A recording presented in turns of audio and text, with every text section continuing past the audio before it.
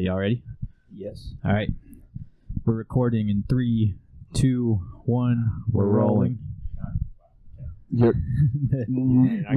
we're rolling. Okay. All right. Now we're rolling. Fine. All right, this is my show now. Dude, I can't get clapped by 2 guests in a row. This is the second guest and I'm already getting clapped. Kind of clapping we talking about. Hello, everybody. Welcome back to iMind. This is episode 10 of iMind. If you got here from Instagram, thank you for coming. Keep liking the photos over there. Follow us on Instagram. Links in the description. And if you got here from YouTube and you're subscribed, we appreciate you. If you're not subscribed, we don't like you. You need to subscribe. Hit that notification bell. Like the videos. Thank you. And, drop some comments. So we're going to get right into it. I'm Thad, as you guys know. So Ryan and Charlie is the guest. he is the guest. Attaboy. Yeah. You're the first guest to do that correctly, by the way. So good on you. Yes. We appreciate 1 out of you. 2. 1 out of 2. 1 out of 2. Not last. Yes. So, What's that? Oh yeah. So I met you. What? Oh, sophomore year of college. Yeah. My sophomore year of college. Yep. Same. We're the same. Okay. Yeah. But you 5th year though. Oh yeah. Yeah. I'm Forget old. that. Scratch that part. But nobody it's knows okay. that. Yeah. okay. But I met Charlie through athletics here at the university, and it was just kind of like, a little brother bond going on. You know what I'm saying? You know what I'm saying? Yeah. Oh, right. That Chris Snap. Yeah. Snap was in sync too. And so just told recently that hit that one day. I was sitting down. So I was looking at my Snapchat, and I noticed that I had this kid named Charlie on my Snapchat, on my Snap Maps. Okay, granted, this is 3 years later. This is 3 years literally like later. a couple weeks ago. All right, so because we were talking about having Charlie on the podcast. That's the only reason I was thinking about it. And I was looking at my Snap Maps, and I was like, hey, this guy's named Charlie, and he's also in the left wing of our building. And I was like looking at it, I was like, I bet that's Charlie. And I was like, okay, I remember meeting this homie. You were like one of the first people I met on campus, period. That's crazy. Which is whack. And then so I met him. We went out. We played some volleyball. We met a bunch of crazy girls, and just Of the ratchet variety. Of the ratchet variety. Yeah, we don't really talk to them very much. At least I don't. No. Yeah, never talked to them again. And yeah, I met Charlie. We were talking about going disc golfing. Never talked to that homie again. Have you ever been disc golfing? Me? Oh yeah. Okay. All the time. I went a lot actually. So I was about to say, you just told this guy hey, we Just just go disc randomly. golfing. It's Yeah. like, I ain't gonna talk to this dude no more. Oh yeah. And then cut out, dude. Blocks him on Snapchat. We still need to go. Yeah, we do need to go. Yeah. We should do that next semester. Yeah. We make a run. I bet there's courses around here, right? Bruh. Oh, thank Scrub you. it. Scrub. My bad. There's one. Rookie move, Ron Ryan. Rookie move. They have one here at the university, but it's kind of trash. Yeah. You're trash, dude. It's super Baskets trash. everywhere planted, but Yeah. We should just what we should do is we should get some kids to run sprints, and we should see if we can hit them as they're sprinting. I like that. Do we pay them or No, we don't pay No. them. how do we get them to run? We should buy some a gun. agents. Buy some agents for it. Yeah. screw the frisbees. Let's just go with the gun. Screw the frisbees. Yeah. That is right. Paintball guns, obviously. Yeah. No, you see, we take homeless people around the corner, plant a cheeseburger, on the other side. Only one. And So it's cold water. Yeah, Cold and an ice water. Yep. Mm-hmm. Yeah, I like this plan. This is a lot easier than my plan. Yeah. Yeah, and hear me out, okay? We only could do one cheeseburger and one glass of water because there only can be one winner, and then It's like the Squid Games, but Squid first one to get there, everyone else loses this is it. their life. Did we just think of Squid Games Part 2? I think so. Part 2, we got it. We just got to do it in Better. Korea. The homeless. We're good. The homeless. Yeah. All right, we're going to start off this podcast with a little would you rather there, Charles. All right. Would you rather eat a Snickers or a Reese's? Reese's. Why? Snickers is too much going on, man. Reese's is plain. I like peanut butter and chocolate. That's it. Okay, what about you? I'm more of a Snickers guy because Snickers satisfies. Snickers satisfies. That's the most important thing in Thad's life. But for me, it depends. If it's like the Reese's, like the holiday ones, Yeah. that ratio is kind of elite. Yeah. Like Easter ones, That's why I was thinking the eggs. the eggs, or the pumpkins, or the Christmas trees. Mm-hmm. But I do like Snickers though. I don't know. I'd say Reese's. All right. A night in or a night out? It used to be a night out, but I think it's slowly starting to go a night in. Like, I just kind of... Is this because of a little certain someone? No. Maybe. I don't know. that was the biggest lie I've ever in my life. The weakest denial ever. No. No. Camera. Whoever's behind this camera. Just to let you know, I got a lady friend now. And it's been my very first girlfriend, actually. So that's kind of... Snaps. You know, that Asian That's why right there has a name. Like, you can address him. Oh, Kamar. Sorry. Kamar? It's the first name that came to my mind. Is that even an Asian name? I don't... No, Kumar is like Indian. Yeah. No, it's Kamar. Okay. India is definitely Asia. All right, moving on. Would you rather drive a truck or a car? Truck. Like, big truck guy. Big truck guy. Big truck guy. After having a car for a while, and now you're back with a truck. Are you glad? Yes, You switched it up? absolutely. Yeah. Why? You just like running people off the road? A little bit. I don't know. I'm just cars. Just like compensating. Is that it? That's it. Yeah. Okay. I don't know. Okay. Cool. It's exactly what it is. All right. We're gonna spice it up a little bit. Would you You rather have a drink? small penis like I do. You have a truck. Jesus. All right. I mean, would you rather drink a Describe it. gallon of mayonnaise or a gallon of ketchup? I'm going with the ketchup all day. ketchup. I'm sorry. Yeah. No, Ketchup here. I could do. Okay, honestly, I feel like the mayonnaise might slide down easier though. You know, like the fat of the egg, it might just like just go down the gullet. Can you do that sound again? It's like It's like what would Like the that sound like a puffer moose? fish. Like the puffer fish. Yeah. It's okay. You got it. That's what I was going for. I wanted to puffer see- fish. Yeah. That's And funny. I was doing the meme. I was hoping something. Yeah, I got it. It was a pretty good puffer fish. I'm not- It was. Yeah. Yeah. I think the ketchup just might taste better. You know, the Yeah. sugar in it might just be Yeah, more those pleasing. tomatoes, you know. Also, track the macros. I feel like that fat from the mayonnaise is like, dude, you'd have the worst shits Oh my gosh. ever. It would clear your body out. I don't know if I could do a full thing of mayonnaise. Oh, I don't think I could do a gallon of anything, period. Yeah. How about what about like a gallon of milk? You could do a gallon of No, milk. there's no way. Dude, have you ever No, tried that? Yak. Yeah, yak. You yak. Really? Hard. It's brutal. Yeah. Should we try it right What's the now? thing? Dude, we should try it for a podcast. Oh, no. A gallon of milk? Nah, a gallon of jack. No. Hear me out. Hear me out. The jack. Wait, it, like it would be fun. someone named Jack? Just a gallon of them? Like cut Just off a a couple limbs, throw it in a blender? No, you just squeeze out a gallon out of jack. How long does that take? All right, I dibs the arm. Where are you guys going?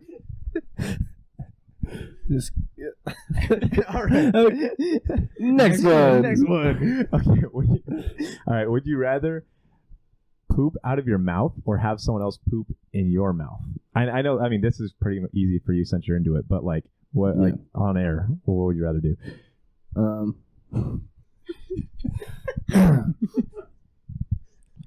We're on air. Oh, definitely, recording? definitely out of my mouth. Yeah. Yeah. What? What are you going with, man? I'm going out of my mouth, bro. I don't think I could Yeah. ever have someone poop. I can't receive that. That's Yeah. disgusting. Oh, makes me want to like squirm. No. All right. I'm sorry, we moved on, but I'm still thinking about the puffer fish. Oh, Dude, it was so perfect. I got it immediately. It's such a good representation. Oh my goodness. All right. Would you? Okay, this one is kind of deep. Would you rather meet the love of your life, knowing they will die in a year, or not meet them at all?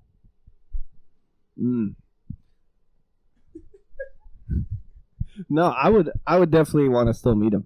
You yeah. would go through the heartbreak. Yeah, heartbreak, that would suck, but I mean, I feel like you would still learn something. And I feel like if you wait, do you know? Like if Yeah, you know the exact day they're gonna die. no, I mean like if I chose not to see them, would I know like in my mind like later like, oh, I had the chance to meet the love of my life, or would I just No regrets. No regrets. Yeah, No. it's kind of like ignorance is Yeah. bliss. You just like Okay. avoid them. It's like looking at your phone and they like walk by. No, I'd still want to meet him. Yeah. Heartbreak would suck, but yeah, I mean, you get to meet him, and I don't know. You would. I think it's all about the experience. You know. I wouldn't want to meet him. Why not? When? Why not? Nah, it's not worth it to me. Why? Because they're gonna die in a year. But bro, they're the love of your life. Yeah, but it doesn't matter if they're dead in a year. I'm in Listen. Charlie's boat. I would love to like live it up with them for a year and like give them the best dang year of their life. Yeah. Before they pass. That's true. But like, okay, wait. Do you meet this person and then like, or do you like know them and then you like? No, because like if you only know them a year, I feel like that's not enough time to. Look, you're reading into this question way too I'm far, reading man. into it, bro. Do they know they're gonna die? Let's It's say up like to you to decide to tell them or not. throat cancer, vocal cord cancer. That's what it is. Just God going. Shh. Is that what God does? I don't like that. Shh. All right. Just to speed this up. All right, Pat and I we won't answer this next one or these next few. All right, Charlie. Would you rather have a gay son or a thought daughter?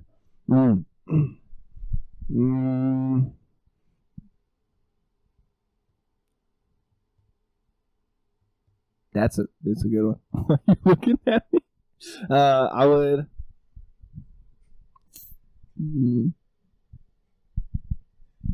Man, that's a tough one. Thought daughter.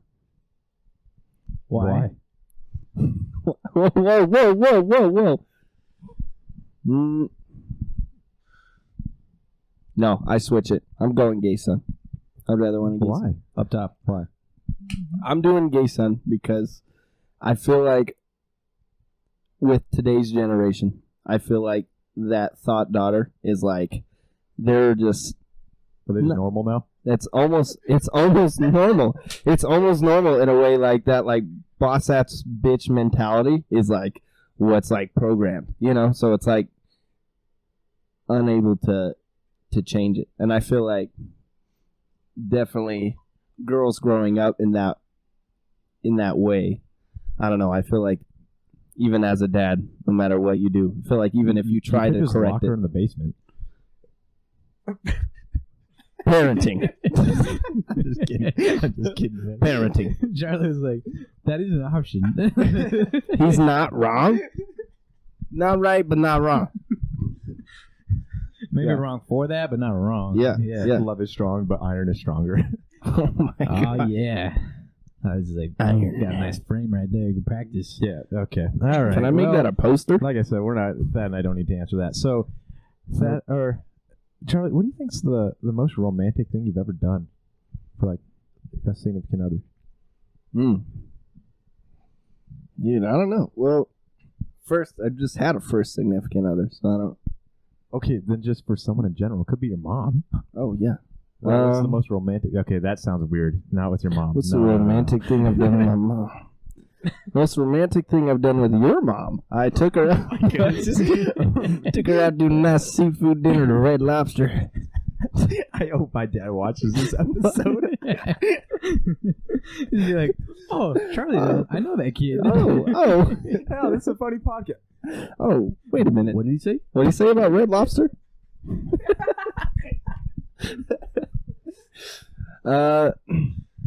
Well, how about what if I just do with my significant other now? Yeah, what I've done. Yeah. What I've done so far. Yeah.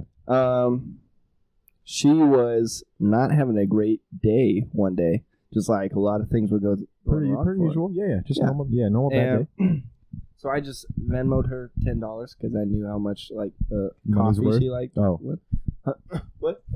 I knew how much coffee was, so she could go get coffee. And then when she got back, I was like already waiting with like cookie dough and her favorite chocolate. Like so she would come back to the. This guy. So when she got back to the room, she had like snacks ready to go. That's it. It's a Attaboy. surprise. Isn't it weird how like it's not hard to show effort? No, And but guys don't. I do that. Oh, wonder why? I don't get it. She says all the time, "I've never been treated like this." Every girl, Charlie's like, I'm I've doing the Venmoed bare you $10 minimum. bucks. I clicked a button. Yeah. Every girl in the entire universe says that for whatever reason. Man, I've never been pursued like this. Yeah. Yo. Like, Hey, that's it. That's an hour of your life. Yeah. That's how you got to think about that. that's true. That's Facts. true. Mm-hmm. Yeah. Charlie, do you think I'm a good friend to you? Apparently, you're not a very good friend to Caleb. Me? Yeah. What? You know, after what you did to his Yeah. Here's the thing. I mean, If he's a good friend to me, I'm how the turntable. You're like, I'm not turning this table around right now. You should be a good friend to me and trying to be a wingman. That's all I'm gonna say. Am I right? Somebody? but like, you're not right. You're right. You're right. Caleb, I hope you watch this episode, even though you never do. Jerk. Because he's a bad friend. Okay, but Times two. part of this that you don't know, Caleb was trying to make his way into the room too, but he had the door locked, I did not know that part. and it was his place of residence. Yeah. I did not know that He was part. going in to just go pee though. You had priorities. Yeah. I think I'm with Charlie on this one, honestly. Yeah. I mean, you try to break in here all the time, bro. That's true. Yeah. We try to pick the lock. Dad has to lock his door at night now. Yeah. Yeah. After that one incident, for sure. It's a bad one. My door's always unlocked. Oh, trust me, I know. I watch you every night. Yeah. I mean, scrub it. Scrub. Scrub count. What do we have? You 3? smell different when you're awake. Charlie, this humor that you have, man. Who do you think you get it from? My humor? Yeah. Oh, definitely my dad's side of my family. Yeah. They're all super funny and like, man, they just say whatever comes to their mind. So just being around them, probably. Yeah. Who do you think's like? Hey, can your dad be a guest right now? Oh gosh. Yo, bring him on, bring him on. Yeah. Answer it. Put it on speaker. Speaker. Hold it up to your mic. Yo. What's up, man? What you doing, bro? Dude, I am on a podcast actually with Ryan and his roommate. Yep. Me on that thing. I'll get all turned up. Dude, you're on there right now. Yeah, like Let's we're. go! Say something. What's up, everybody? What is this podcast about? Here, I'll tell you. So we're just telling our stories and everything that we've learned throughout life, so that our kids can look back at it and be ashamed of us one day. Nice. Yeah, I've got yeah. Plenty of those stories. That's right. That's right. Hey, when are we getting the creator of Charlie on this podcast? The one whose ball sack he came from. At any time. Yeah. When I'll have to find him, locate him, and then I'll see if he wants to get on there. Yeah, let's go! What? Oh, I probably should have told you first, Charlie.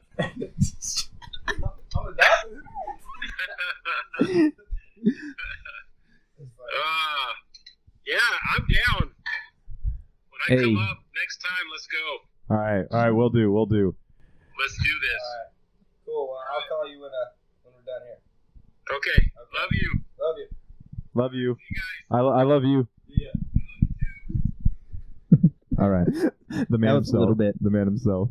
So okay. Your dad. So He you gave you your sense of humor. yeah, it Yeah. seems A little like bit, yeah. yeah.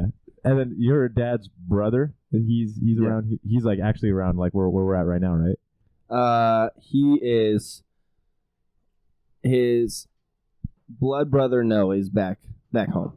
Okay. He's around there. What's the But- one that's around here? Around here is just his like really good high school buddy. Oh, so Dad. the person you call your uncle is not your uncle? No, I have a lot of those too. Oh, okay. Fair. Yeah. Yeah, but yeah, I have the one around here is definitely he's also Give me some he's stories family. about this guy. I've heard some things. I've heard some things. Like, About do you, this like, guy? has Yeah. he been like an influence on you a lot in life?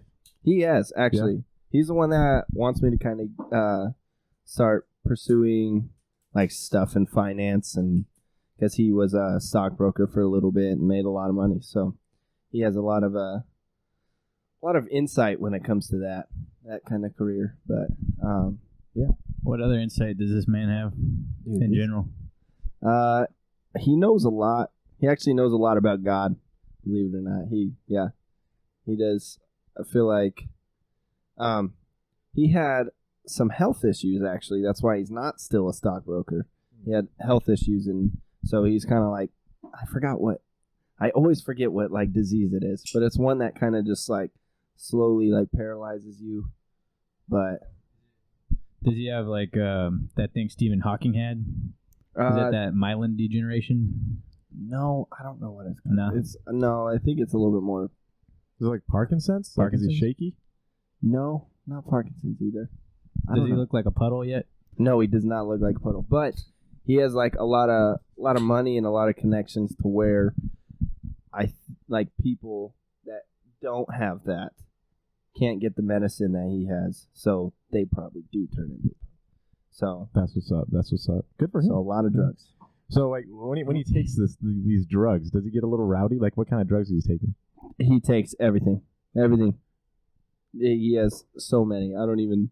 Tell us elaborate a little bit on these stories that so he gets all drugged up, and then he doesn't remember anything. And so he's a weird guy, but also very outgoing guy. So he'll like, I'll be, in the kitchen making stuff.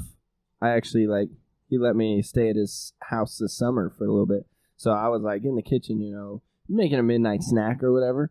And then he'll come in, and like I said, he's kind of paralyzed. So he has, he like usually walks around with a cane and like braces around his legs, or he has a wheelchair. That's what he does. But when he's all drugged up, he doesn't care about that. He doesn't feel nothing. So he'll just walk in, and it kind of looks like, when Bambi was just born, like how he's like she's still trying to learn how to walk. He's like running into the walls. A little bit. Yeah, a little bit. And then he's kind of like squinting, but also like cross-eyed just because he's like all messed up. And all the time he just walks up and he's like, man, I'm messed up right now. It's like, and you're like, I could tell. I could tell. Exactly. I'm like, oh, really? Yeah. Yeah. And so he'll walk, but here's the thing. He'll walk in and he's only wearing underwear. That's the only thing he's wearing. Are they like kind of see-through, or like is there some no, they're like tidy whities. Oh, man. Yeah. Strutting stuff. Mm-hmm. Yeah. It's all like, man, I'm like, oh, you lost your pants there, He's like, oh, yeah. And then does he start with pants on? Well, here's the thing. He'll like always warn me, like, hey, I'm about to take my drugs. So then he has pants on. And then, no joke, 25 minutes later, he's walking in without pants. We need to have this homie on the podcast. Yeah, no kidding. Yeah. Share some love or what? Share stories. Yeah. Yeah. Do we? Whoa. That's just disrespectful. This is my first drink with Charlie. First drink. Yeah. Here we go. Oh, yeah. Stinks so good. Yeah. So. Yeah, my pouring technique is Ryan doesn't like it very much. No? Nah. Why? Bad experiences. I've told you about bad experiences. Yeah. You mean when you look like a tomato? Is that? Yeah, real talk though, dude. Yeah, Ryan gets rid. No.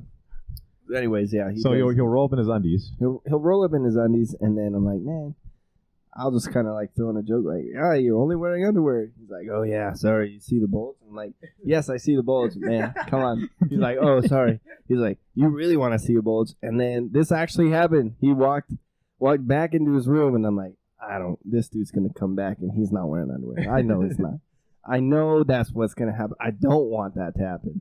So I'm already, already trying to get the motivation, like, hey, we're just looking eye contact, not breaking eye contact this whole time. Laser focus, exactly. I'm getting focused. And then he walks back out, and the dude has this like mold of just a huge penis. And in his hand? In his hand, yeah. Just casually? Yeah. Okay. And that's what he has. He said, I have this one, and then I have one that's like a 12-incher, and this one was like 8, 9 inches. He said, so I have an actual mold of mine. I have this like 10-inch one, then I have a 12-inch one too. And I said, why? Thank you for asking It's that. like that meme of the pastor. Why? Yeah, exactly. Charlie's just like, Yeah. what's this man put to Yeah. do with this thing? Yeah. He's like, he just got bored one night, and he, thought it would be funny. And then he walks up, and I was like, okay. And then he does his little Bambi dance back to his room, and then he comes back out, and he has the 12-inch mold going down his leg. I like how from appropriate he's being right now. 12-inch mold. Yeah. Yeah, dude, this is like the most clinical description of the story that I think you could possibly give. Yeah, he has a 12-inch mold going on the right side of his leg, coming down the tidy whities, okay? And then when he does the Bambi dance towards me, the mold's kind of just woof, woof, woof, like Just free bird. Like Go where it wants. it's like a windshield wiper. Just smacking those bugs off, those crabs, getting the crabs off of there, Yeah. He called it the bug zapper. That's what he called it. The bug zapper. Just whoosh, like a horse's tail.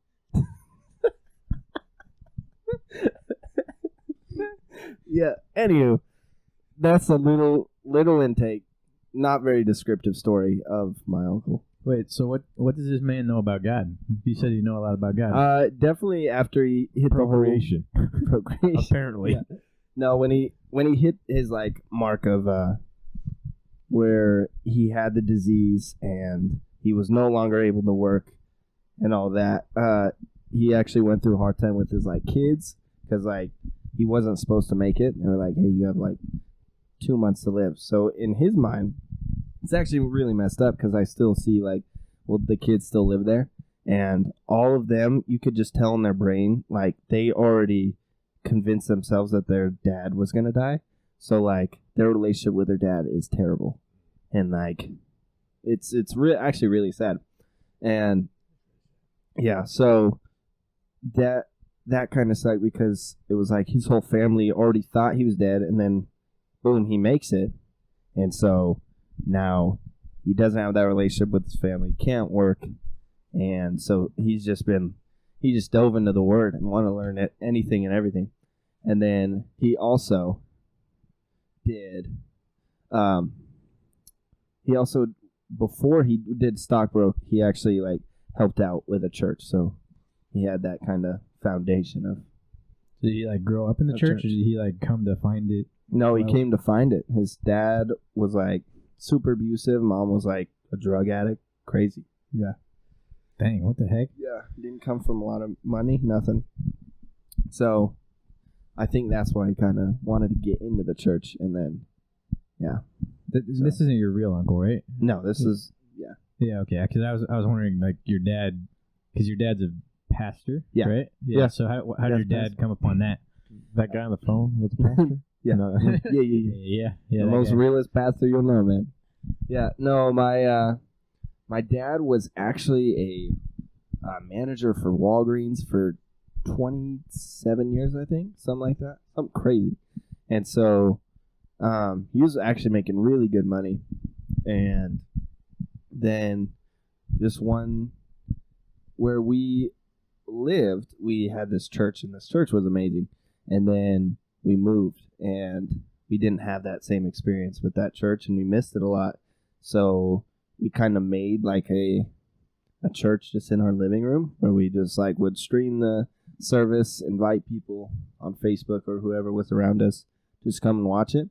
And then actually he just got that calling, that he should drop all of what he had with Walgreens and everything and just start trying to grow this church in our living room. And That's crazy. yeah, and it was crazy, but he had our support and my mom's support, and he did it. And then we actually grew outside of our living room to where it was 12 people, and we got it to 30 something. We're okay, well, now we need to rent a small building where we can do this and just put it up on a projector.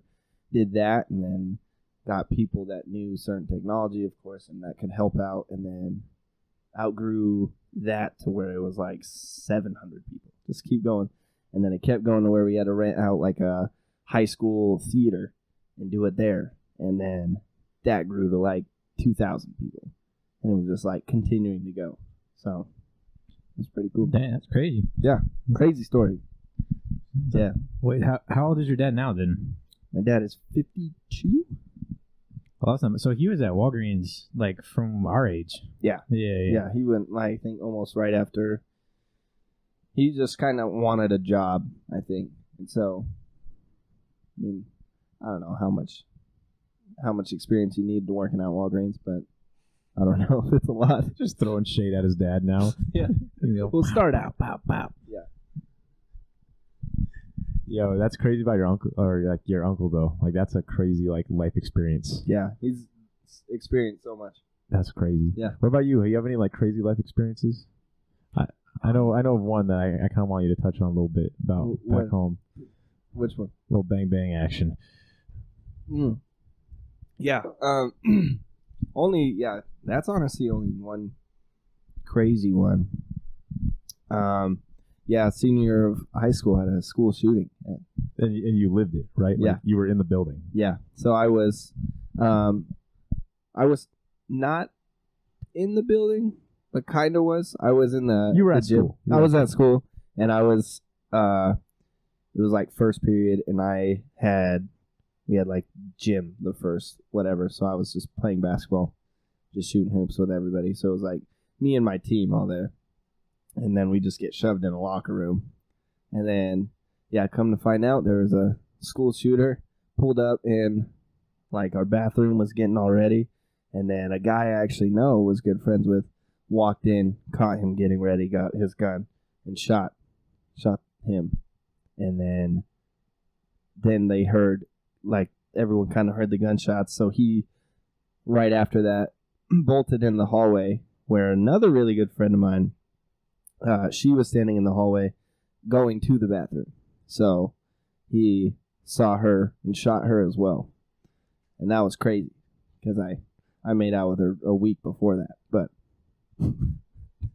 I'm not gonna dab you up. No, you can't dab up that one. That one hurts a little bit. Knuckles, yeah, down there. just make direct eye contact.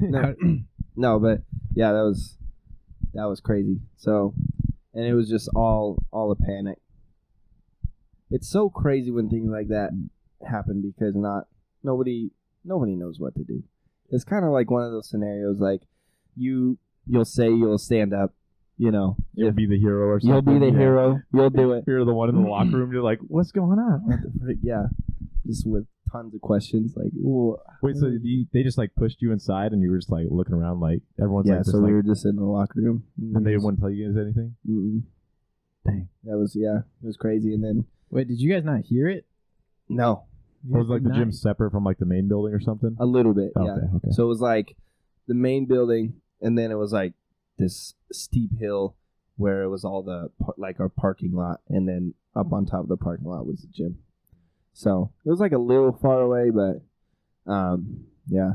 What's crazy though is my second period class is the class that, because after he shot the second person, he went to all the classrooms and just started shooting. Well, all of them were locked because they heard the shooting. So he's just shooting through windows, hopefully hint somebody. Did he get anybody else? Oh, He thank didn't. God. But they were going. I had a bunch of friends in there, so they were talking about how bullets were just going right past their heads, and I was like, and they were just like, scrunched up. Hopefully it wouldn't hit them. Yeah, but it was What the heck, bro? it was crazy. Wait, so was he supposed to go to your like second period class or something? So yeah, anyways, my second period class was the class that, like, his very first one that he was shooting, hopefully hitting somebody. It was that class. So if he didn't get interrupted in the bathroom, he would have been rolling up into your I class. would have been walking up, yeah. And I told my mom that. She started crying. It's like, oh. And then, yeah. But That's crazy. crazy. What happened to the homie? He killed himself. Yep. Yeah, That sucks. he heard cops coming. He was in there for like 30 minutes though. He was in there a while. Yeah. And so I mean, that seems like the only way out of that situation. yeah. Right? Yeah. Yeah. That's heavy. Mm-hmm. The one thing I hated about the whole thing is, of course, like, the whole, it all happening, but the fact that everyone made it to like a way to get money after. Like everyone was like, oh my gosh, they were our best friends. Come show support with this charity. Like everyone was doing that. Everybody. Like people that didn't even know him. Exactly. Dang. And everybody like from different schools were like, oh my gosh, I was so close to him. Pissed me off. Because like, how close were you with this guy? This guy I was kind of close with. Like I knew him. He tried out for the basketball team. So like I knew him a little bit, but the girl I was really close with. So yeah. Dude, that would piss me off too, honestly. Yeah. It would make me, it just made me so mad because it went on for a year of like them just slapping their name on something, the two people, so that they would get that recognition or get that. And you're like, you can't live it down if they're doing that. Yeah, like, exactly. You can't let it go. Exactly. And even the mom of the girl, even she said, I would just like her name to stop being mentioned. That's it. That was like a year after. What did school look like the rest of that day? Obviously, like how did the police? Of the day? Did they like clear the like each classroom like person by person? Yeah. So they took us all in school buses down to like the nearest park, and that's where all the parents met up. So it was just like this huge park filled with parents, and everyone was crying and stuff, and just like with their family. How long did it take for you guys to know who got lit up? Well, everyone had like suspicions. Obviously, we were talking. I don't know how like information got leaked or gets leaked, but whole time we're just like hearing different numbers the whole time. Of it's like, oh, 12 people are shot. Oh, only 8 people are shot, and then their 2 names got brought up, and then it's like they got shot, and maybe a handful of other injured. And then people start like texting people and stuff. Yeah. So it was just like a bunch of different numbers, and then finally like it came out that only two were shot. But crazy story. Dude, that's wild. Like that's like at least for us coming from, at least for me coming from where I'm from, dude, that's like way out there. Like that's crazy. Yeah, I mean that stuff happens where I'm from. I'm from California, so like that stuff happens. But like, I think we also both went to small schools, so like that wasn't really a question, that something like that would have happened. I think we had a few guesses, like if it was going to happen, we had a few guesses, like oh my gosh, like, your backpack looking a little heavier today. We have to laugh about this stuff, right? Yeah. That's how you get over. It got too deep. We need to. Yeah. You got to laugh about this stuff, but like that, the whole situation's so fucked up. Mm-hmm. It's like shit's heavy, bro. Yeah. Well, it's crazy just because you never know. You never know what's gonna happen. Yeah, it could like happen like now. Yeah. Yeah, because this dude, he was like in his mid-30s, and he just didn't like the school. That was it. Oh, he wasn't even a student? No, he was just a. How did he get into the school? Just randomly. After that, they started having like. I wonder why. I wonder why. Yeah. I mean, hindsight is 20/20, but like if a home slice is rolling up and he looks like he's 30 and he's got a backpack, somebody check that homie out. I mean, what if he's just trying to steal not the substitute teacher? I guarantee you that. It's definitely an open campus, so somebody could. It's a small enough town outside where somebody could definitely just waltz in. How many people were at your school? There is I think there is like 1,100. And okay. My class was that's a good size though. Yeah, my class was like 200. Okay. Yeah. That's wild. Yeah, I mean, from where I'm from, bro, no ways. That would never happen. I mean, my teachers growing up, they were packing. A lot of my teachers were, so. But that's private school. Woo. Yeah, I mean, I know, because you do like lockdown practices. Did you guys do that before? Oh, 100%. Yeah. So, bro, one of my teachers had a bag full of rocks. Yeah. Like half of the male teachers in my school had like bats, like just aluminum and wooden bats. Or like, and they would tell us like, all right, all y'all get in the corner, and then like they would grab like all the dude, because like I was on the football team, so like They grab like the 6 of the football players that were in the room at any given lockdown. Like, all right, you 6, you're gonna like throw all the shit against the door, and then you 6 are standing here, and I got a bat, and I'm gonna crack this homie over the head when he comes in here. So if you're on the football team, you're just chop liver at that point. Yeah, like you're a target. I mean, bullets travel through muscle slower, you know. So the meat shield. It ain't passing through me. dude, who was talking about? I forget what comedian was talking about this, but he's like, I'm not going to take a bullet from my girl because she's probably still going to get hit. I'm built like drywall. They'll blow through me. Get shot for no reason. Dude, how long did it take for you guys to get back to like regular school? Like, is there a handbook, like a rule book about like, hey, wait a week? Like, No. who makes those rules? No, it's definitely on the spot, or just they were doing it on the fly. But,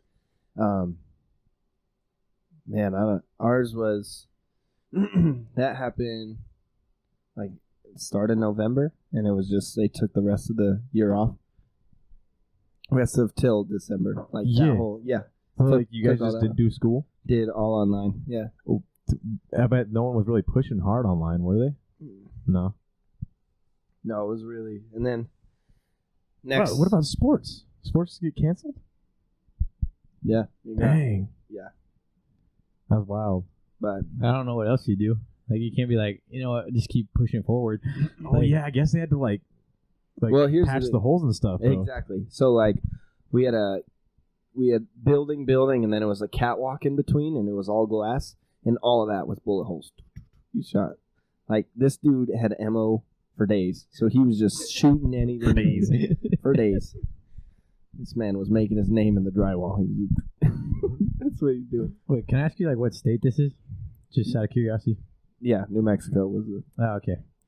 Yeah, that's weird. The butthole of the U.S. The butthole. Like Mexico, but the new one. Yeah. You know, like the good one. Yeah. Oh man. Okay, here we go. Like the good one. Yeah, man. This is my only wild life experience. Do you think that's like, obviously it's impacted you, but do you think that like has seeded any type of characteristic in you as an individual, like going through that? Yeah, definitely just like taking more advantage of just life, which I think if you're a follower of God, you do that already. Just like, you know, want to just appreciate life more. But yeah, definitely. After that, kind of what I just said, like you never know what's gonna happen. So, just not taking life for granted, which is hard at times, just because you get in the routine of doing the same thing over and over again. So, but yeah. Do you think that like brought up like, I mean, do you think like it increased your like a protective mentality within you as a person? Yeah, absolutely. Yeah, you think so? Like when you're out with like friends and stuff, do you find yourself as like the person Absolutely. to be more all like the time. the watcher? Yeah. So all the time, I've definitely noticed I'm more observant now of everything around me. And yeah, like for instance, we went out to eat for like a birthday dinner, so it was like a lot of us, and I was just like a lot of the times just like looking around at like people and stuff, not like thinking like, oh, they could be a shooter. Homie's got a gun. Yeah, you know, but like kind of what you said, like that protector mentality. It was just always just kind of more on guard now. Yeah. Dude, we were at a movie the other day, and this random dude about an hour into the movie, it was like a 3-hour movie. He comes in, and like the entrance to the movie theater was the back. I hate that. First of all, yeah, weird. There's no one behind us in like the handicap row, and there was like a solo seat in the handicap row. The dude comes in, and he had like a Subway bag or something. Sits down, and about 20 seconds later, gets up and leaves. And I'm just like. The whole time. I'm looking around. Yeah. Straight up. I was like watching the whole time. And I was just like, what's in that Subway bag? Yeah, dude, for real. Look kind of a little sagging a little bit. Yeah. But like, Dana was like, he's probably just like movie hopping or something. I'm like, I ain't trusting nobody. Yeah. Ain't nobody. Like, I legit. This man brought Subway into a movie. Come on. Come on. They're in a Subway for 40 miles. Yeah. That's an Italian 47 right there. Yeah. That's funny. When they come out with this, like, this weird metallic meat. Yeah, At Subway. Yeah. Why is this sandwich making metallic clinking sounds? Man, that chip bag was really loud, That was Papa. Yeah. Dude, like earlier that day, like, cause we were talking about how often theaters get shot up, or like earlier that day. So like, it is kind of definitely on our mind. Yeah, yeah. like that one theater with like the. You know what he did is he looked around, and then when you looked back and looked at him, he's like, that dude already has pain in his eyes. He does not deserve this. I told Ryan. That's what he did. He's like, oh man, he gonna shoot up another theater. I'm dude, I told Ryan on the way out. He's gonna get there eventually.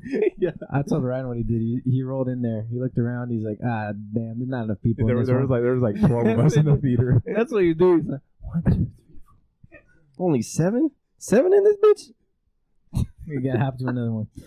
He's like, oh man, this movie blows. I can't. That's too sad. Yeah. What movie was it? We went and saw Dune. Oh, okay. It was pretty good. It was weirdly good. Like it kept your attention, but it wasn't like actiony. Yeah.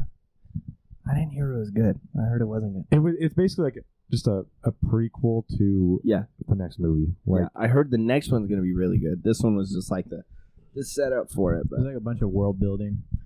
There was a lot of explosions. A lot of stuff blew up. that's true. The big like the worms were kind of cool. Yeah.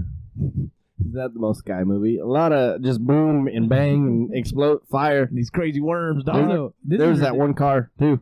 This is ridiculous, bro. Zendaya got paid $400,000 to be in this movie. She's in the She movie said like 5 words. for like 5 minutes, probably total. Oh my gosh. You know how like her like she was like the forefront of the movie, like the face of the movie. Nah, Yeah. dog. She wasn't even in it. She's Oh in my like 5 minutes. gosh. Yeah, I looked at Ryan. I was like, bro, what are we doing? We need to be Zendaya. Dude, Yeah. apparently. Yeah. Yeah, Pulling my charm with Zendaya. Jeez. Zendaya. Zendaya. Yeah. That's a crazy story. I don't know how to get off this topic because my heart hurts. That hurted. You got more questions? I mean, here and there. What about you? You got any questions for us? Do I got questions? Yeah. Do I got questions? Thaddeus, give me some. I got one. Well, what is it? How is it like, right, you're 23 now? Almost. Almost 23? 22 right now. Yeah. 22? Like, why haven't you dated in the past? And, like, what is, like, something new that you've experienced now you're just starting to date somebody? That's a good question. So for Hear that? me, Good question. Good question. Yeah. Real deal pot. I'm a part of this. Yeah, I'm a part of that too. Yeah, it was crazy. Somebody else recently asked me that too. No, they didn't. No, they didn't. Yeah. Originality. Yeah. I think definitely in high school it was just because I saw a lot of my friends going through relationships and it was not going anywhere and they were just kind of doing it just to say they're either in a relationship or just to, mess around. The funsies. For funsies, exactly. And then somebody would break up with somebody, they'd both be sad, drama, blah, and then it would Friend groups break up. Yeah. then it would go on to the next. And I'm just like, man, I know these girls are immature. I know I'm still immature. Like, Where do you get that self-evaluation at from such a young age? Because, dude, when I was that age, hell, I was one of your boys, man. yeah. I don't know, man. I don't know what it is. I think all growing up, I definitely overthink a lot of things, or I think a lot about certain things. So that's just, something that's always happened. I just always think through everything. So brain's just always going. Even when my parents said when I was little, I would always look out of the car window and I wouldn't say anything, wouldn't make any sounds. I would just be staring out of the car window and just be like, that's some possessed stuff, man. Yeah, your dad's looking at has the Exorcist on call, just he's acting all right today. He doesn't do anything. He just hasn't blinked in 47 minutes. The follow up to that question is Yeah. like, why date now? I mean, you got to I start eventually. So Yeah. Yeah. Do you think you're at the point? Yeah, I'm at the point. Also, He At goes no. We're just like, no. Cut it. Backtrack. Scrub it. no, I think definitely going into college, I was more open now to dating, and I was more focused on, like, of course, like career and getting that more established over a relationship. But yeah, this one just happened. I thought, like, she was really cool, loved hanging out with her, so just started talking more. And now we're here, man. Wait, what is she like? I don't know this person. I don't really know Charlie her that much either. Well, she's also with athletics on this campus. But yeah, she's really cool. She's a little bit. That was really good. You didn't say shit. Yeah. I appreciate you. Oh yeah, I got you. Yeah. Dude, he has to go back. I edit He has to everything. go back and he has to like scrub it all. Our last homie was at 15 scrubs. So he literally sat through with the whole audio and video just watching. He was a super scrub, bro. Yeah. And it was like Super it was scrub. bad. Yeah, super scrub. So keep going. So you appreciate her? You appreciate hanging out with her? Yeah, it's I hope he appreciates her. I know. It's just to kind of give you a rundown about her. Honestly, dude, it's super easy hanging out with her. It's not like a chore at all. Yeah, she's super fun. I think the coolest thing is we laugh a lot together, like laugh really hard, and that's really fun. Because I don't know, I'm a chipper guy, outgoing, so I just, I like to have fun. So being able just to hang out, we don't have to do a lot, but still like enjoy each other's company and laugh. That was a big one for me. So for being so long, like on the single grind and like kind of more so on the self, like were you focused on self growth? Yeah, For a lot of it. Yeah, a lot of it. Like, so many self growth like books. I read like 3 or 4. Just like I read so many books. I read so many books, man. 4. 5, You're maybe. talking to engineering students. Yeah. If I'm These being books. honest, I think I've read one book my whole life, like the pages book to book. Engineering, come on, man. Bro, I haven't opened a textbook in so long. We know maths. We know maths. Yeah. For my Numbers speak more than words. dude, yeah. For my finance class, I bought this book, and I have yet to open it. Yeah. College is such a scam for that. So Whoa. Where I was trying to go with this was like, have you noticed that like have you noticed the difference between like growth as an individual versus like together with somebody? Yeah. Yeah. Is that where you were gonna go? See, that and I just on the same wavelength. It's kind of weird, dude. Yeah. Thinking with that dope. Yeah. Just a little. Yes, sir. Yeah. Yes, sir. Yes, sir. Yes, sir. Yeah, I definitely noticed that, of course, just being just me, I'm only thinking about me. So when it comes to the difference in, like, that growth, just not being as selfish, actually, like, it's weird Dude. thinking about, like, Yup. somebody else. And how your actions are more than just like your own. Yeah, which is weird. I'm still getting used to it. I'm not gonna lie. We're only actually a week of this relationship, guys. Only 1 week. Wait, Yeah, a just week? Yeah. Only 1 week. It's been official. I mean, you've been talking with her for a while. I've been talking. Yeah. For, I think almost. Yeah, but 4 months, what's the biggest difference you see like growing with somebody? Like, is it a different type of growth? Is it like your growth is compounded? Like, where do you see it? I would say a different type of growth. I'm still figuring it out, but it's just like every day we hang out, it's weird. Like, I leave thinking, wow, I've now, and I still know like a lot about her before we started dating, but now it's like, oh, I learned that now about her, like about her character or about her personality. And so, like, that's the different kind of growth where you're actually growing, like, together. Where, like, now she learned something about me. But, yeah. Weird.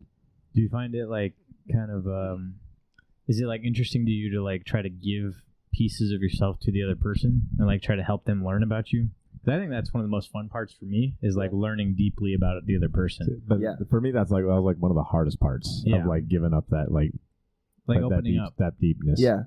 No, I'm a pretty open guy, so that wasn't hard, but it's How open? you opened me up, or what? Who said no? Scrub it. I'm definitely with you on that. With it's fun, like actually opening up and having them like see me. It's also nerve-wracking though, because like now it's like, yo, this is me. Like you can take it or leave it, kind of thing. Yeah. So Also, like, take care of it too. yeah, exactly. Don't expose me. Don't hurt me. I'm fragile. But yeah, no, it's fun. But it's only been a week. I'm still learning, getting used to it. Like, still will say, what do you yo, this think is my about- girlfriend, and that's so weird. Dude, yeah, that is really weird. I mean, like I've dated like almost like all of my life that has mattered, I have dated. And it's still weird, like saying that like this is my girlfriend in a new relationship.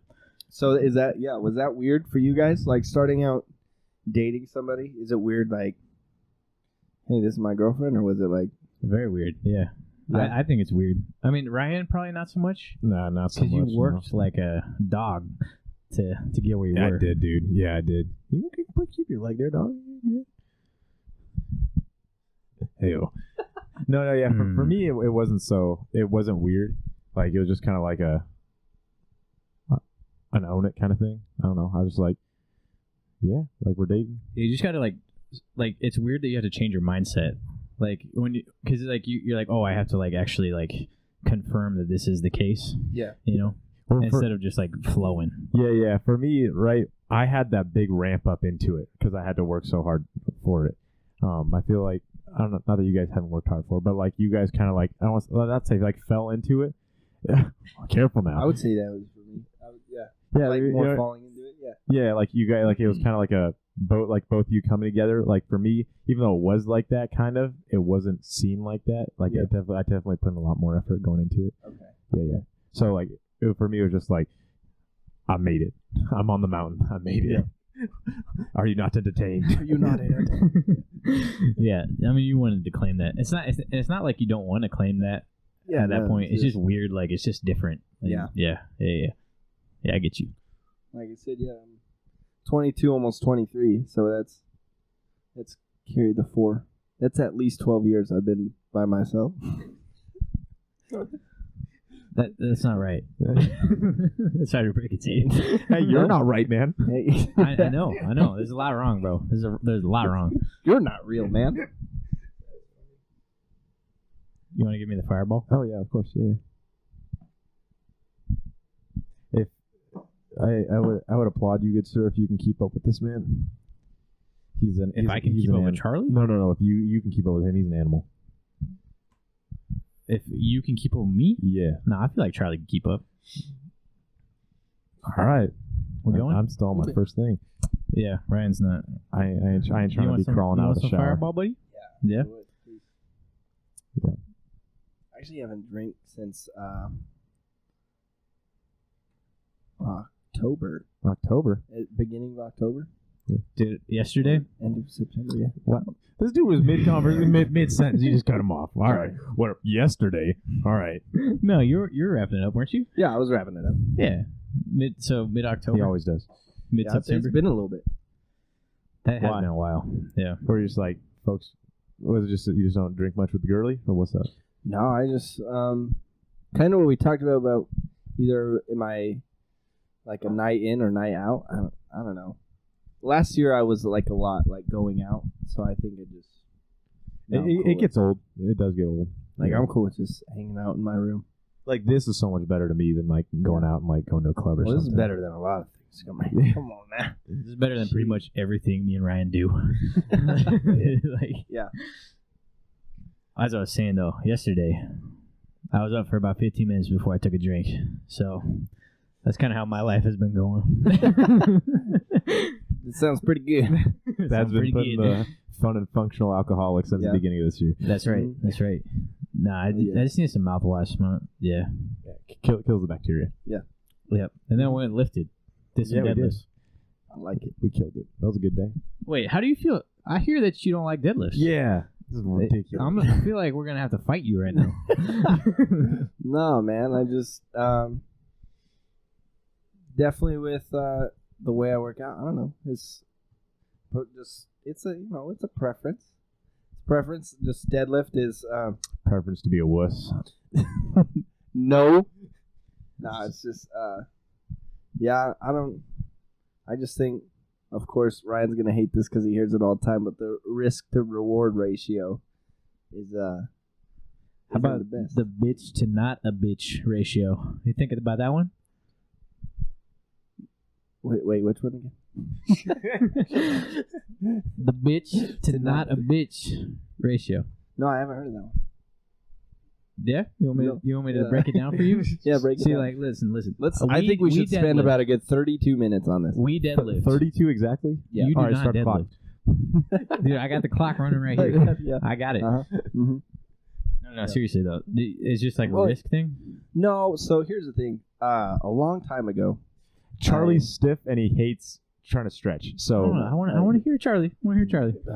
Charlie's like, I've never felt so attacked in my life. Yeah. Jeez. No, so a long time ago, I drank the breast milk of this blue whale, which basically means that I can lift all the weight I possibly can. I'm stronger than the sun. And I'm stronger than the sun. That's exactly what this means. So, I also sold to Satan, and basically I don't have to deadlift, and I still get big. So that's what. That just hurts my soul, man. Yeah, Ryan's really butthurt about how big. Like, I mean, you are obviously a little bigger than me, but he's even butthurt about how big I've gotten. I just have bad genetics. Dude, he says that all the time. You got good genetics, bro. You look good. Bro, look, I've been lifting hard. I've been lifting hard for like 6 years. You, Charlie, were like, yeah, I worked out for maybe like a month and a half during COVID and put on like 12 lean pounds of muscle. Naturally, supposedly. With this weird like protein he has in this weird glass bottle in his back, gym bag that says Trent or something. And syringe that's for turkey basting. Yeah. Mm-hmm. Yeah, that's what it is. It's for my extra iron. Huh? No, but you definitely do have good genetics though. Like you should know you're blessed. Yeah, I mean, until we talk about flexibility, yeah, dude, then that goes out the window. Yeah, it's fine. I'm somewhat flexible. Ryan would know. All right. Well, no, yeah, like I feel like Charlie, he just has seen good gains from not deadlifting. So like, why introduce it? Yeah, he just like, why not? That's honestly what it is. Yeah, like everything else is strong, so he's just like, what's the point of? Yeah. I hope you know I'm not actually coming at you. Like, oh no, I just do this to my guests. Yeah, I just come at them. No, you're good. Should have seen him like 2 days ago, man. He was going after our boy. It was bad. Yeah, I was persecuting him in front of a live audience. Oof. Yeah. Yo, we should have your girl on the podcast. Hey, both of you? We could do both of you. She could sit right there, and I could like not put my arm right there. Just in the corner right here. Can I? Huh? What? You know, Charlie could also move over one. And then, you want to be in the middle? Put my arm around. Yeah, I could put my arm around you. There you go. Now we're talking. Yep. Now we're getting like somewhere. Yep. How legit does this look to you? Just so he's shown me a picture of it. Yeah. And it was insane. I actually was shocked. I said, "Wow, this actually looks like really professional." It's good. Yeah. Our other video is popping off. Yeah. It's really good. Everything looks super professional. Kamar, you're doing a great job in the back. Holding that camera. Looks great. Good job, buddy. Yep. You're pretty steady. Not gonna lie. Mean, he was cheaper than a tripod. Can you believe that? He's just balancing it on his head. I don't know how you're doing that. We bought this tripod off this website. It was a little pricey for a tripod. It looked like like it's kind of one of those cabinet things, with like the price on them, and the description was kind of weird. But she ordered him and showed up. Yeah, got off the boat. The other homie did not get off the boat. Dude, he didn't make it. Yeah. Sad. R.I.P. Yeah. He's from Vietnam. Here's a real question. So It's pretty how can Ryan and I do better as hosts?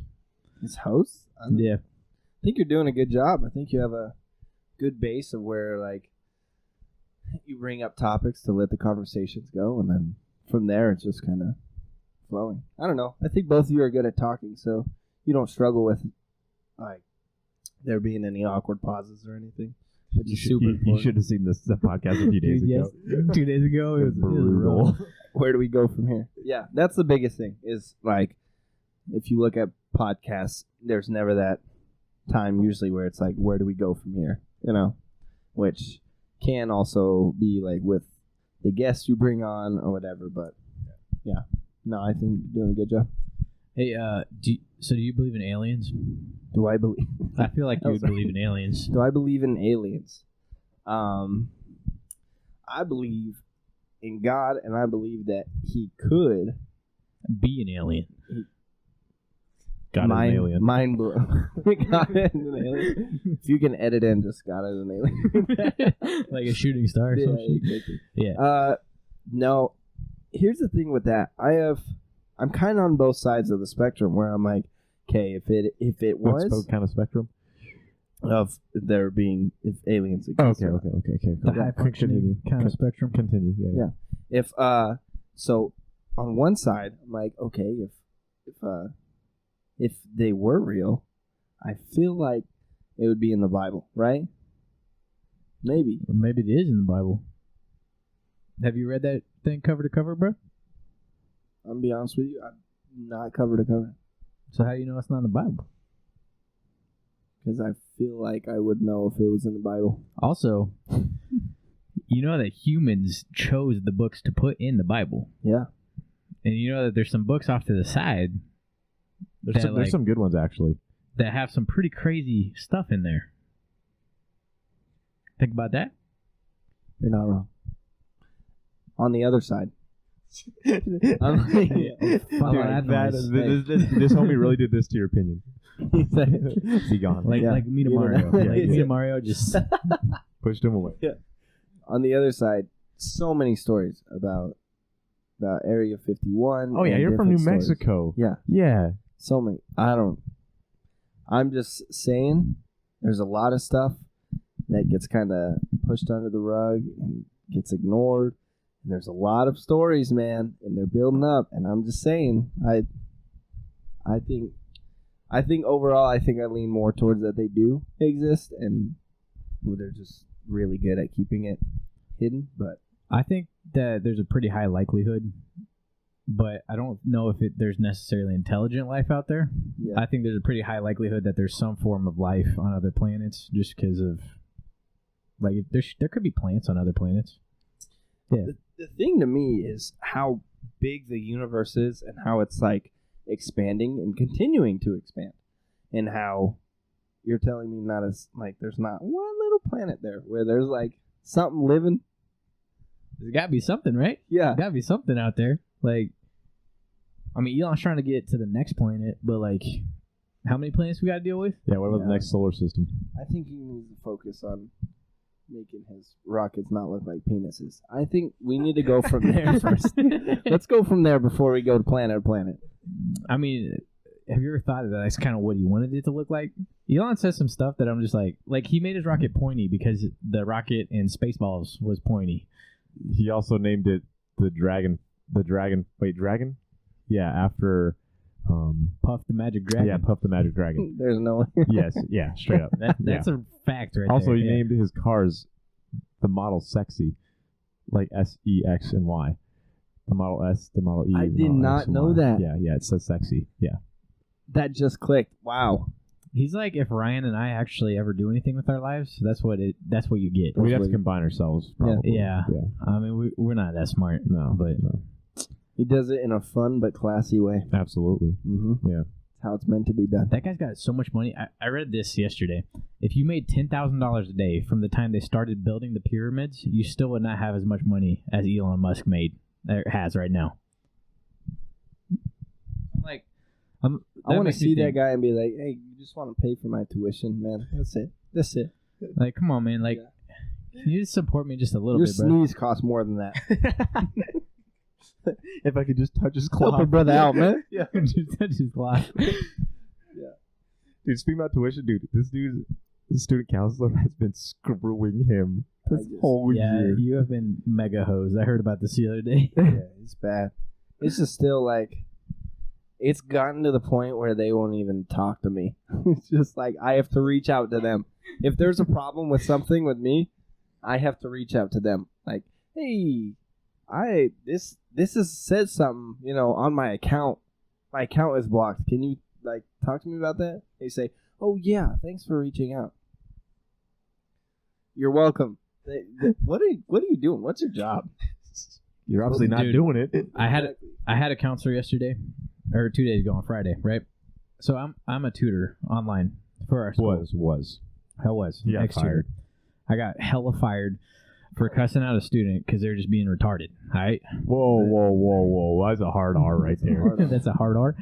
This is not hard in, They're just being Or stupid. Hard R? No, it's hard R is the same. Anyways, they're being stupid. Cuss them out. And obviously, all the calls are recorded. That counselor, the calls are recorded. That counselor reached out to me. He was like, hey, why did you cuss out the student? The call was only 3 minutes. How did they piss you off so hard in 3 minutes, right? So he reached out to me. He's like, hey, I need to talk to you about how this call went. And because I need to reach out to the student and kind of settle it, I need to make sure that they're okay, settle it. I need to make sure that nothing's going to happen. So I was like, okay, yeah, whatever. And I was like, yeah, I put it in the notes. Can you tell me what the notes say? And he's like, yeah, can I call you? And I was like, no, you can't call me. I'm in class. You can't call me. Then I just get a call immediately after I send that text. I'm in the middle of class, get a call. I just I'm looking at it. I'm just like, man, this idiot didn't even read the text. All right. Just let it ring. It just goes dead. And then I just get a text 20 minutes later from that same homie. Just says, okay. I haven't talked to him since, and I'm not going to talk to him because I'm not working anymore. So When was Like 2 days this ago. was 2 days ago. Oh my gosh. Yeah, Yeah. they're coming at me. So our counselors, some of them aren't bad. My counselor's great. My counselor's amazing. He switches me in classes. Dude, I'm not even kind to my counselor. He just does what I say. Yeah. I'm just like, hey, I need to be switching to this class. He's like, cool. So can I ask what happened? What did happen in that 3-minute convo that made you so mad? All right. So I've talked to this student quite a bit. He's an ex-convict. All right. Mm-hmm. He's trying to get his life back on track, right? Yeah. But anyways, he basically That's said, like the last person you want to cuss out is an ex-convict. he doesn't know me. I do it remote. He doesn't know me. All right. He cannot find me. You don't know what his affiliations are, man. Incognito. I'm incognito. He can't find me. Anyways, he was basically What are you blaming gonna do? me. Yell back? So Hang up? I met with this homie once a week. Their classes are 7 weeks long, right? I met with this homie once a week, and I was like, hey, he was saying he was blaming me for him failing his class, essentially, right? Yeah. He's like, hey, you didn't help me enough. I failed this, and I was like, listen, bro, you didn't do your work. That's why you failed this class.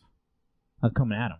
Yeah. I was like, you gotta retake this thing. So cut the bullshit. We're just getting right to it. Yeah, we're getting right to it. And basically, I was like, you are not doing what you're supposed to be doing.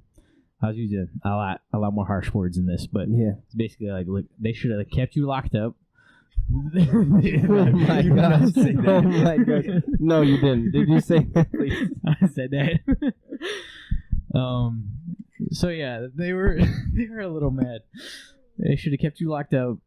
You're not going to contribute whatsoever to society. I don't know why you're trying to turn your life around. What day were you at, man? Dude, this was the last day. I was trying to unbuckle a few straps, I few. Yeah. So that's why it was only 3 minutes long, because he was like, man, I hate you. And then he clicked. Oh my God. So that counselor was like, hey, man, I think you were having a bad day. I'm just going to I can't hold it together anymore. Obviously, that did not happen. Yeah. I was like, this sounds like you when you had your bad day, and they handed you Coming at this man. and they handed you the phone. They were like, go. No, Oh, man. I mean, that counselor did reach out to me, but it was just because the student, the call was only 3 minutes. I was supposed to help the student with statistics. The call was only 3 minutes because that student was bad at time management and couldn't do the session. Then life gets busy. It's all good. But he was just trying to figure out why I couldn't do the session. So, but the other story is way better. So, Dude, he DM'd him, right? Yeah, he DM'd him on Instagram saying Why didn't you Not help on out much? Instagram, bro. It was on Teams. Oh, it was on Teams. Yeah. It was fine. It was fine the way you reached out, but yeah, I mean, Ryan was coming at your throat though.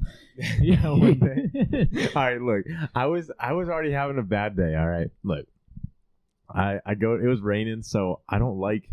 I skateboard everywhere on campus. Wait, I gotta go pee, but we Oh. gotta keep this going. Yeah. Yeah. All right. You think we need you here? I'm just I'm just messing with you. No, yeah. When we were, dude, it was raining and I was so upset. I hate when it rains just because I skateboard everywhere and I don't want to get my shoes dirty and like it's just such an inconvenience to walk. That sounds so privileged. Oh my gosh. People like in wheelchairs being like, "You wish." Walking? Yeah. Never heard of her.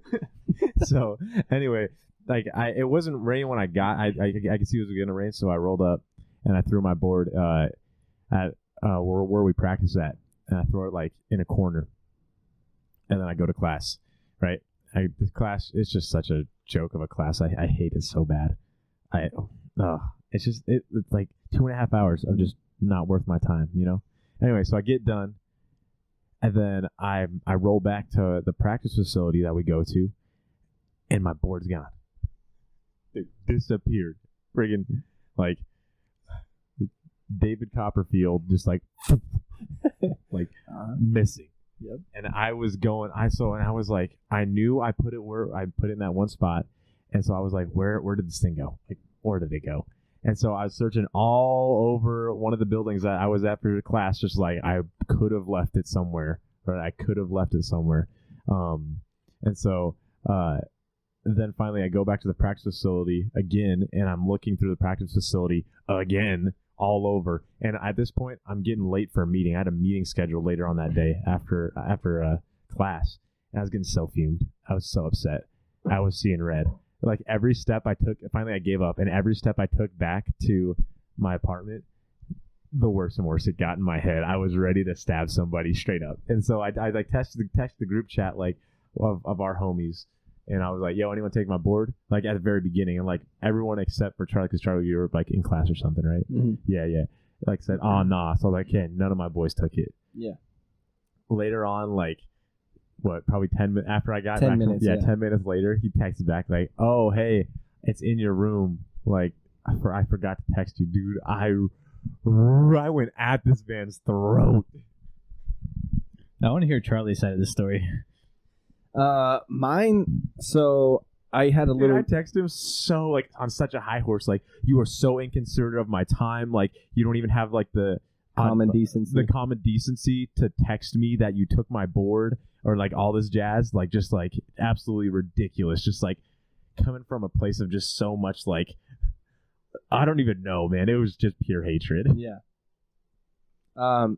So my side, I just had a gap in between two of my classes. So usually in that gap, I'll go get food, and then I'll hang out like in our like practice facility space.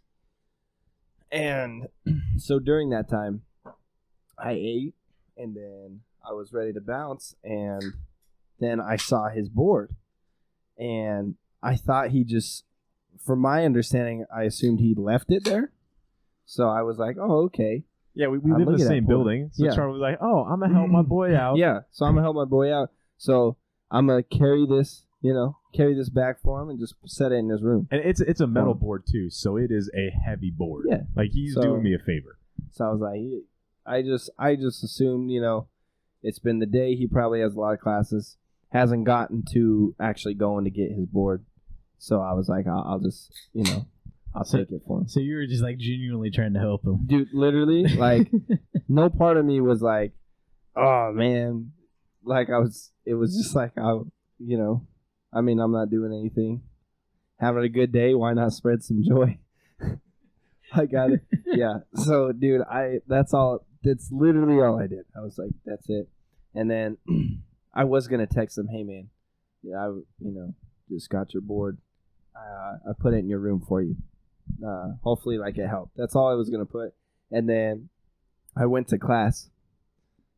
Chink. Oh, yeah. Went to class and forgot to text him. So, which is on me. I should have texted you. So you should know. yeah. So forgot to text him, and then I just look and man, I just see him say that, and I'm like, oh no, I forgot to text him. Yeah, that's me. Forgot to text you. My bad. And I was like, my bad? Nah, it is your bad. Yeah. Like, yeah. Keep talking about it. I'm gonna pull up the text real quick. Yeah, and man, I get just after that because that was in our group text with our whole team, and then I get a text separately from him, and it's just, dude, it's so just like 0 to 100, and I'm like, oh my gosh. Yep. I'm like, hey man, I get it, you're coming in a little hot, but like I understand, like I don't have him, but yeah. I'm sorry. I wonder if I am. Dude, now I was literally like that day. I'm with my group and I'm just like belting it, right? And Thad comes out of his room and he just looks like he's listening to me. And what do you say to me? Dude, I can't. So I was just done tutoring. Like I just explained to you. I came out of my room because I do it in here. Came out of my room and I was like, "Hey man." Like Ryan was like spitting all this flames at me, and I was just like, "Whoa! Where's?" Feeling the heat off the fire, just walking by. Just, like, oh, what's going on? Too much gasoline got poured on this one. Yeah. I was like, somebody hit this with the leaf blower or something because it's like it's going up. Yeah. And I walk. I'm like, "Hey man, did you like eat enough? How did you sleep last night?" Yeah. Like, He's like, "Is everything going on good with Did your Dana?" dog die? Like, yes. yeah. Like, hey man, like, hey Ryan, you got to pipe down a little bit, buddy. You're gonna be okay. And he's like, bro. But Dad, I don't want to hear this right now. Read what I said. All right, so this is how it started out. So I just texted in the group chat, "Hey, I was the one that took your board. Like I didn't let you know, my bad." And he said, "On the real, not fucking cool one bit. I was late to my meeting, and you don't have the common decency to tell me you took it. There is a board that is in the office for that specific reason." I thought he took my board to like ride it. Yeah. Yeah, you thought I took, because I didn't have one, you thought I took yours. And then says, I was looking all over the arena and engineering building for it. I said, yeah, I did. I did take it at like 2, and I was going to text you, my bad. And I didn't take it because I needed it. I was just trying to help you out because you left it. Sorry you were late. Like I said, just trying to help you out. And I said again. I like after he sent that text, I didn't respond. I was like, I was too heated to even respond to this man. Yeah, so he didn't respond. So I texted again and I said, again, definitely should have texted you right away. Also, I get you're pissed, but chill. Wasn't out to get you or anything. And he says, I'm not going to chill. You were wrong for taking it. Causing me to look unprofessional for a meeting and wasting someone else's time isn't cool. And I said, I know I'm in the wrong, and I apologize. Like I said, I was thinking I was saving you an extra trip to our practice facility. Sorry. You could have approached the situation differently. That's all I'm saying. And then I didn't respond. And then he didn't respond until we had practice the next morning, and then he was talking about it for the whole team, and then... Literally that night, I was laying down on this ground, like probably like 4 hours, 5 hours after that, and I was laying like down here on the ground, and I was like, "Thad, what happened?" He's like, "I don't know, man." He's like, "That's like you can attest to that's so out of the ordinary." Oh me. yeah. Just because you're usually one to. That's why I was so shocked. Just because out of anybody, you're the one that's like, it needs to be more professional. No matter what it is, just like it needs to be more professional. So I was like, where did this come from? This is all emotion. That's what I was. Yeah, you're not one to just act out of emotion. It's all like you'll think more logistically about something. Ryan doesn't let his emotions like control him very often. Yeah, and that's why I was like, where is this coming from? I was from? like, hey man, like this isn't you. Like something else is going on. So I was just trying to make sure the homie was okay. Sorry, I didn't really care too much about you, but I was like, I was just trying to make sure Ryan was all right. And I was like, hey man, like chill out, man. So it's okay. It's not that big a deal. Your board is in your room. Yeah. My theory was that like the trucks were his brothers. And I was like, okay, there might have been like sentimental value there. Yeah. He might have like just got triggered off of that, but I don't think that's really what it was. I honestly don't know. He was just a little testy that day. I think that's what the trend was working a little too much. Yeah.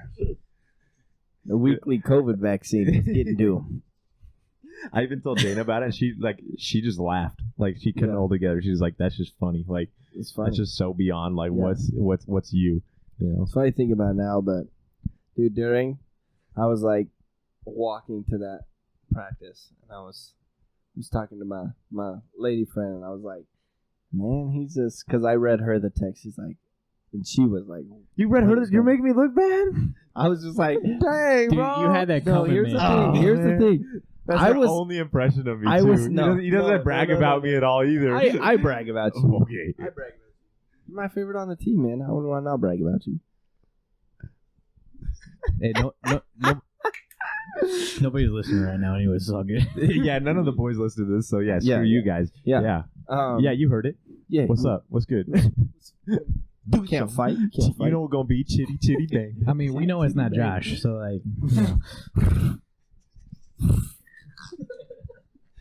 All right, I would love to explain to the audience. I'm gonna explain to the audience. So we have a teammate on our team, and he does this thing where he'll make a joke, and it's not a great joke, so nobody will really laugh at it. And by this, I'm not saying just one time this happens. This happens almost like 4 times a day. Okay, where he'll make a joke and he won't laugh, like nobody else will really laugh at it. So he'll laugh at his own joke, and he does it where it sounds kind of like a neigh, like of a horse. So he does. I'll do it for you, everyone. Silence. What do they say on the golf course? Quiet on the green. Yeah. Like some. Quiet. No. So it'll just this is it. Ready? So he'll say something. I'm just gonna say something random, like a random joke, and then this is what I'll do. Chef So- Boyardee. Chef Boyardee. That's it. That's what he does. And it'll be his way of laughing at his own joke. And it's just nobody. And then we'll laugh because we're like, now it's just an ongoing thing of him doing that. So we laugh at that, but then he thinks we're laughing at it. And then we think we're laughing at his jokes. it's So just then, a repeat cycle.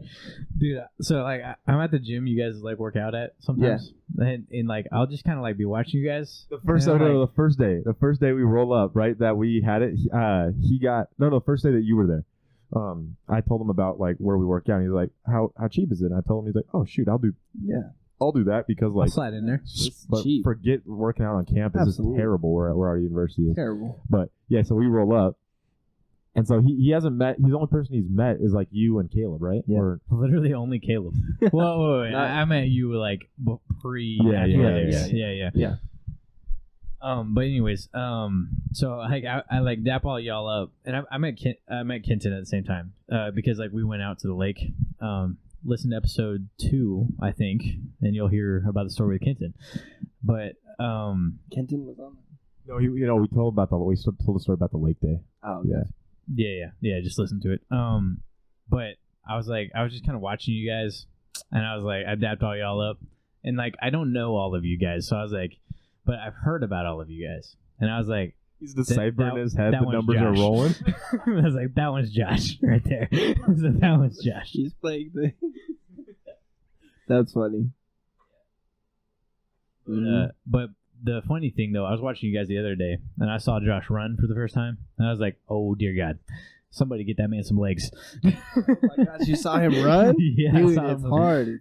It's hard to explain to people how he runs or the way he looks or the jokes he makes. It's hard. But he's such just- a key component of the team, though. He is. No, I know it sounds like we're just kind of shitting on him, but like this dude he is like from straight out of a movie. Like it's hard to explain. Like it's kind of like living Happy Gilmore with him. yeah, and like you need one of him on the team. You need one For of some them. reason. For some You reason, can't label it, but you can't label it. Yeah. But But it does sometimes. If you're having a bad day like Ryan did, and he approaches you, it's not gonna end well.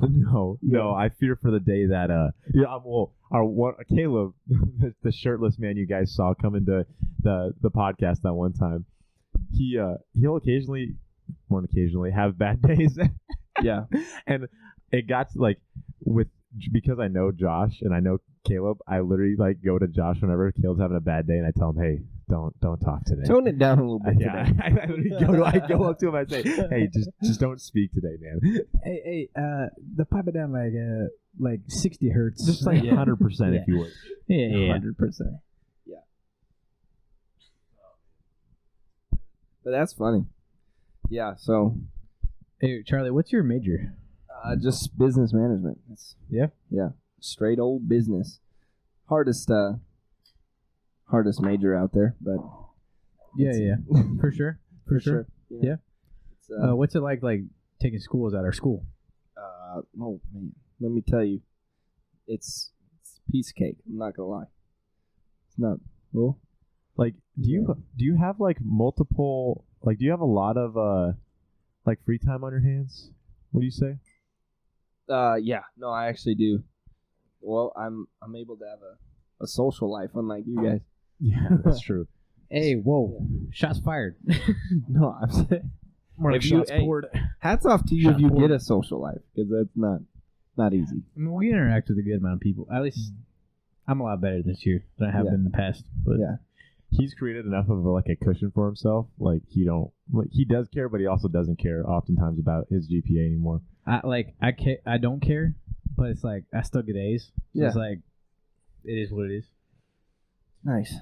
Yeah, it's no, you definitely, when it comes to business, you don't have to try as much, but that being said, I paid for an extra class.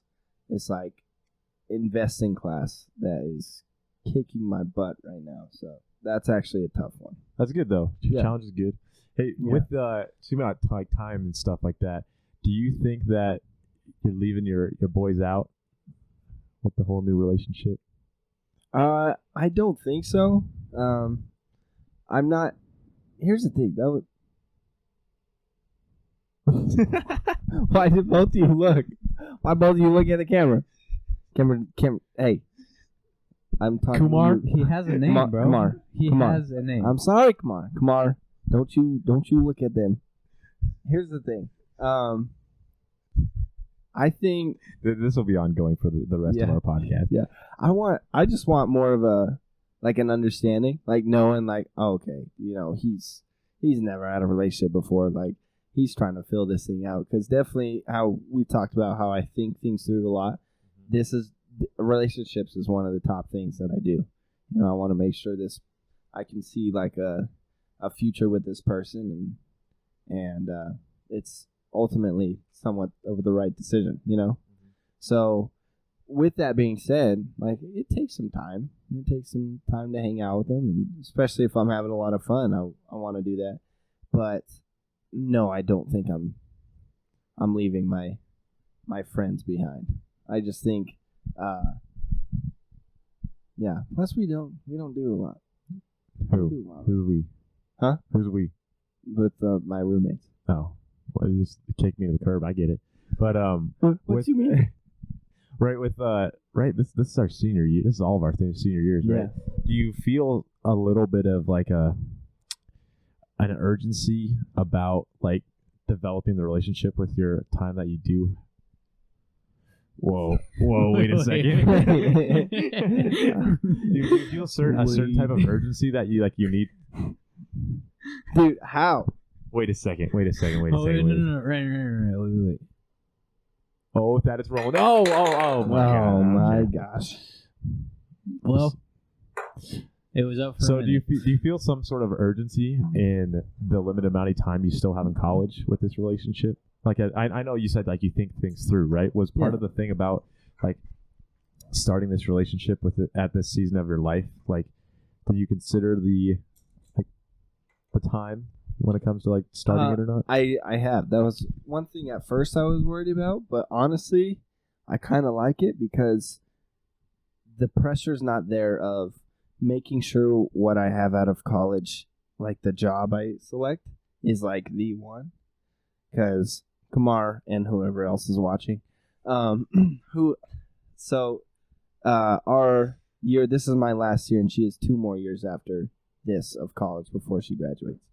So, I actually kind of like that because that gives me 2 years to, Get your life together. Actually, sort of like find that job that I actually truly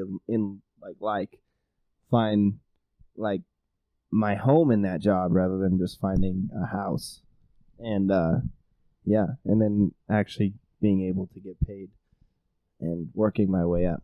Like being able to be that provider as soon as she's done and graduated, essentially. Gotcha. Yeah, it gives you the opportunity to like get set up. Because when it comes to like a career in finance, you don't actually start getting paid. Like, you get paid a decent amount, but you don't get paid what you are looking for until like 5 years in.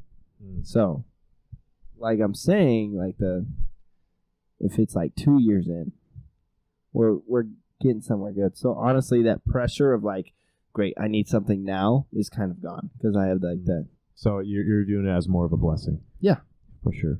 absolutely. Yeah, I'm in like the flip flop boat of that.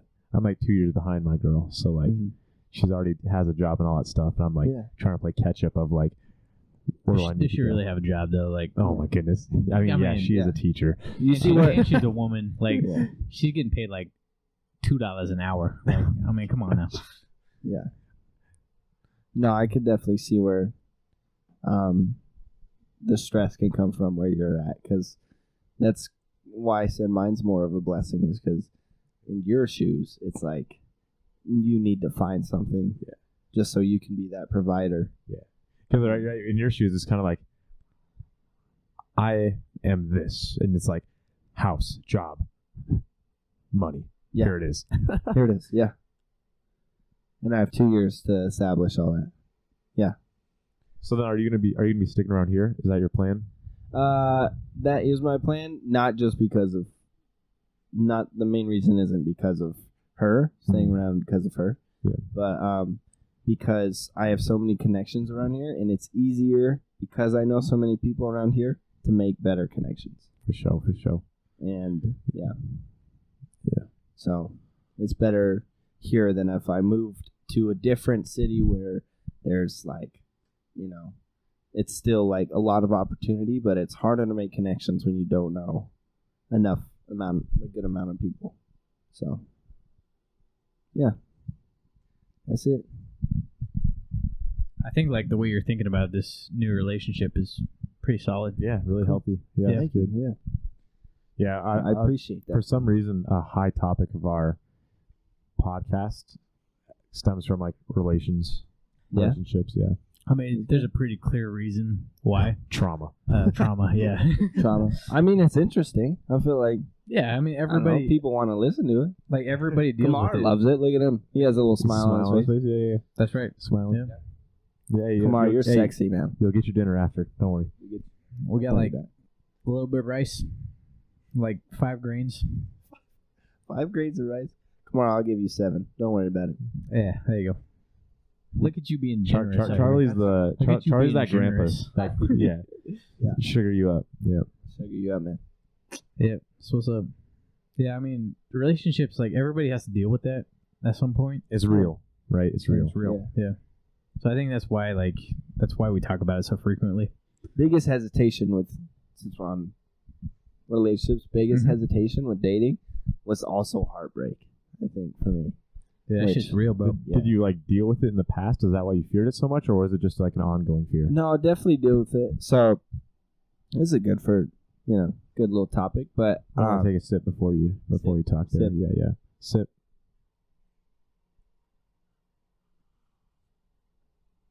Yeah, that's it. We're strong. That couple sips were really strong.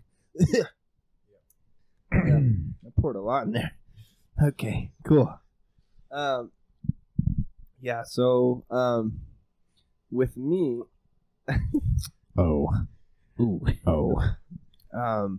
yeah, definitely with me, so growing up I wasn't the tallest kid. Freshman year of high school I was 5 foot 85 pounds. Ooh, you were a stud. You're on the Captain America grind out here. For real. So I was small, man, and all growing up, I got felt like I got picked second a lot to like things. Like for instance, there was this like summer ball league, and me and my brother were on the same team, and this guy comes looking for players for his summer ball league, and approaches me and my brother and asks my brother right in front of me if he wants to be on the summer ball league, and left me. As a twin, I feel. Oh yeah, his brother's a twin. I'm a twin. Yeah. I feel like as a twin, that's probably the most demeaning thing in the world. For real. Well, it sucks because then, like, so we would go to these games, and my parents would take me with them because one, they're not going to leave me alone. So I had to go watch all of his summer ball games. Freaking, that's like rubbing your nose in it, man. Exactly. This is like the backstory of an evil villain. This is the trauma. Syndrome. Yeah. Incredible. Freaking love that movie. Yeah. Too So strong for Mr. Incredible. yeah. So anyways, that's so I have that like tendency of just being like the small guy and kind of always getting picked second. So then when it came to relationships, there were a few times where it was like, oh, I would be talking to this girl. I'm like, okay, I could, she's cool. I kind of see it. I'm spitting some game. I'm spitting some game. We're kind of vibing. I like it. And then she'll throw out like I'm not ready for a relationship, or I just, I got thrown.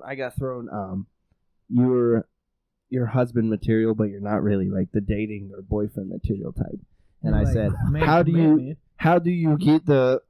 There's a piece missing. How did I skip this step here? How did I? Yeah, I'm playing hopscotch over here, man. I skipped a couple steps. So they would hit you with I'm not ready to date, and then like the next week they'd be dating some other dude. Yeah, exactly. A couple times that happened to me, where it's like I'm not looking for anybody, and then a month later they'll be with somebody, and so.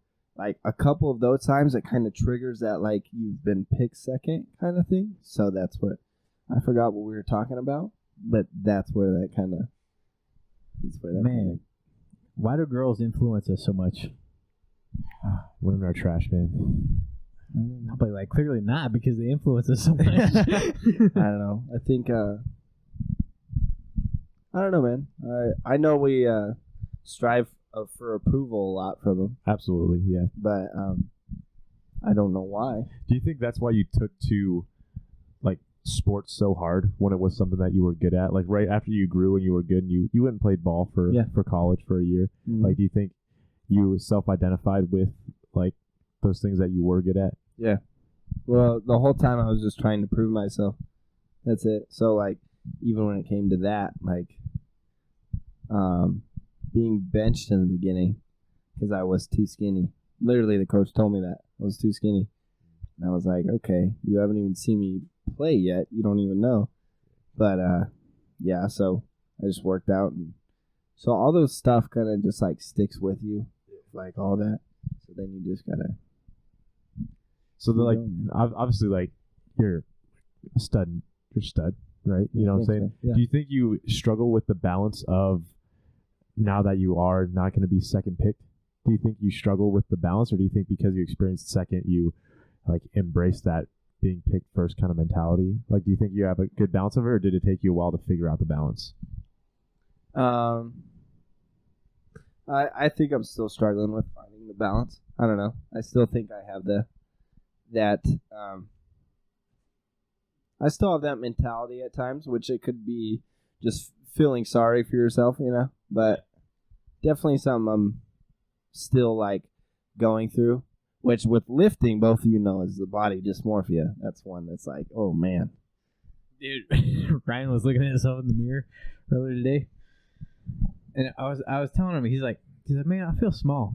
I'm like, Ryan, shut the fuck up. Because like, if you were like 3 inches smaller, same weight, you'd be bigger, right? But being taller is more important. Yep. And it's just like you telling yourself, like, I'm not enough. Yeah. And that's where you're coming from. Yeah. Like, I'm not enough. Yeah. So do you think that's why, like, after you got really into lifting, like, it's kind of a staple of who you are now? Like, kind of like patching that, like, that lifelong doubt of being second place to people? Yeah. Yeah. Yeah, another one. My mom brought this one up a couple of years ago.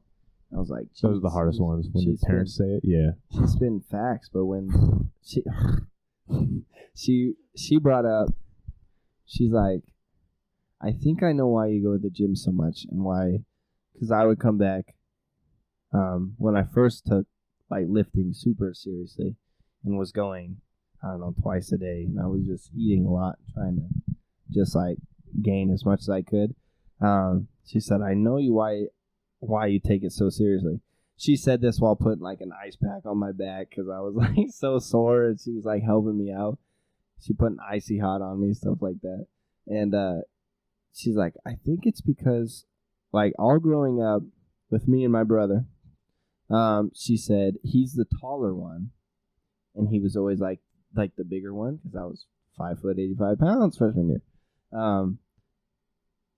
So I was always known as the smaller twin, all that. So she said, I think why you're taking it so seriously is because like you don't want to be known as like that, the smaller twin anymore, you know? And I said, wow, okay, making me cry out here, okay, that's fine. Just put the icy hot on me, woman. Yeah, for real. I didn't ask you. To hurt my feelings in the process. Breaking my heart. Take care of my muscles, not my heart, bro. Yeah, exactly. No, but it's, yeah, she honestly hit it right on the dot. I feel like that's another thing where, you know, when things happen, like you don't realize until it gets brought up, you're like, oh yeah, that's why. That could be a reason. Absolutely. And it's crazy how like it takes so long for you to actually understand why you, like, probably going into the gym, like you didn't have the mentality of, I don't want to be a small person, right? Yeah. That wasn't the mentality going into the gym. Yeah. Right. But then like after like you look back, you're like, oh my word. Like I didn't even like understand that about myself. Yeah. Right. Yeah. I talked about it in the other podcast with covering my brother. The reason why I'm such like a closed off individual and like private individual is because like I tend not to go outside of my comfort zone with people and invest in other people a lot of times. Yeah. Out of the like subconscious fear of like losing them and feeling that hurt again, right? Absolutely. Yeah. So like it didn't take till like last year, probably like last year, for me to look back and like self-evaluate myself and be like, oh, that's why. Yeah. Right. It's crazy how those like obviously like big things are easier to identify, but like stuff like that, like just because you're fed it for so many years. Yeah.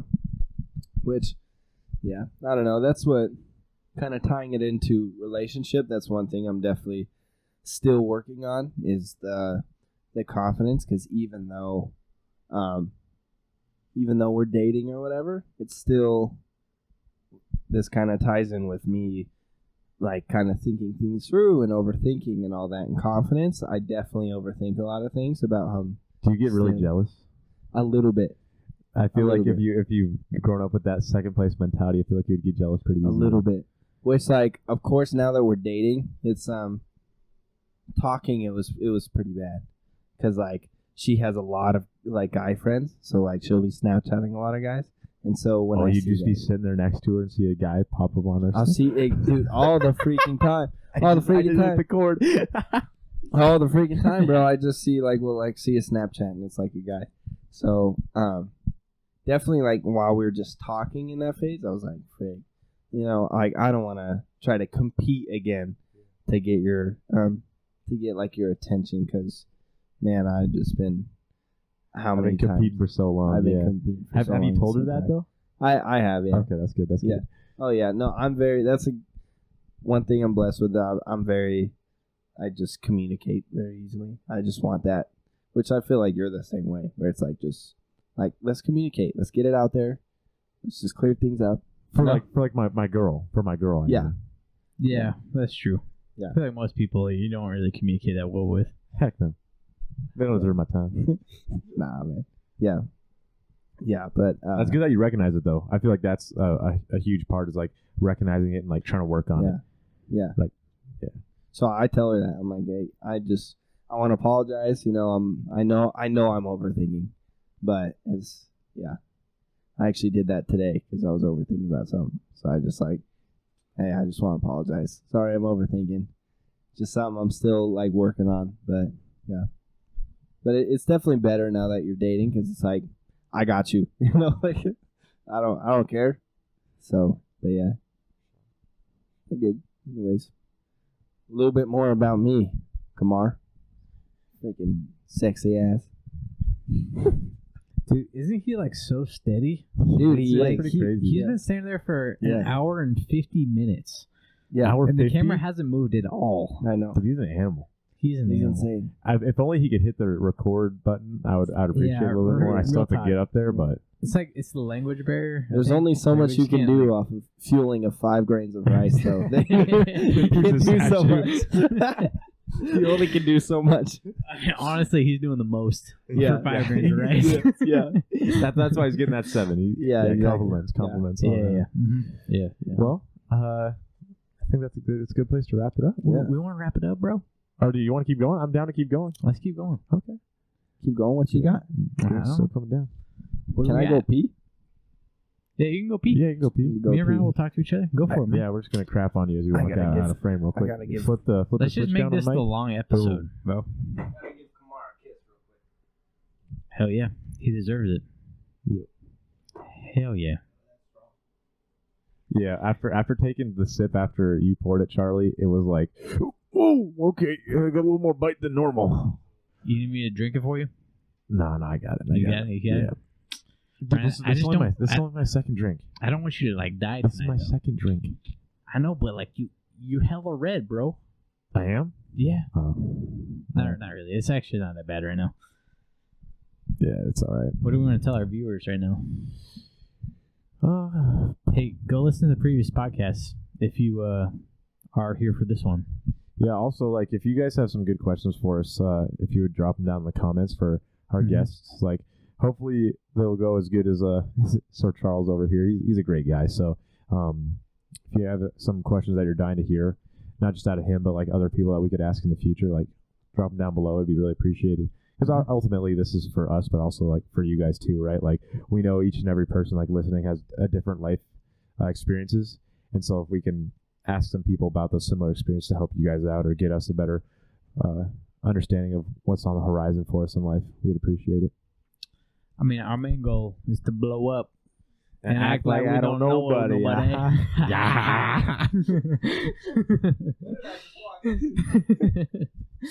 Our boy Riff Raff.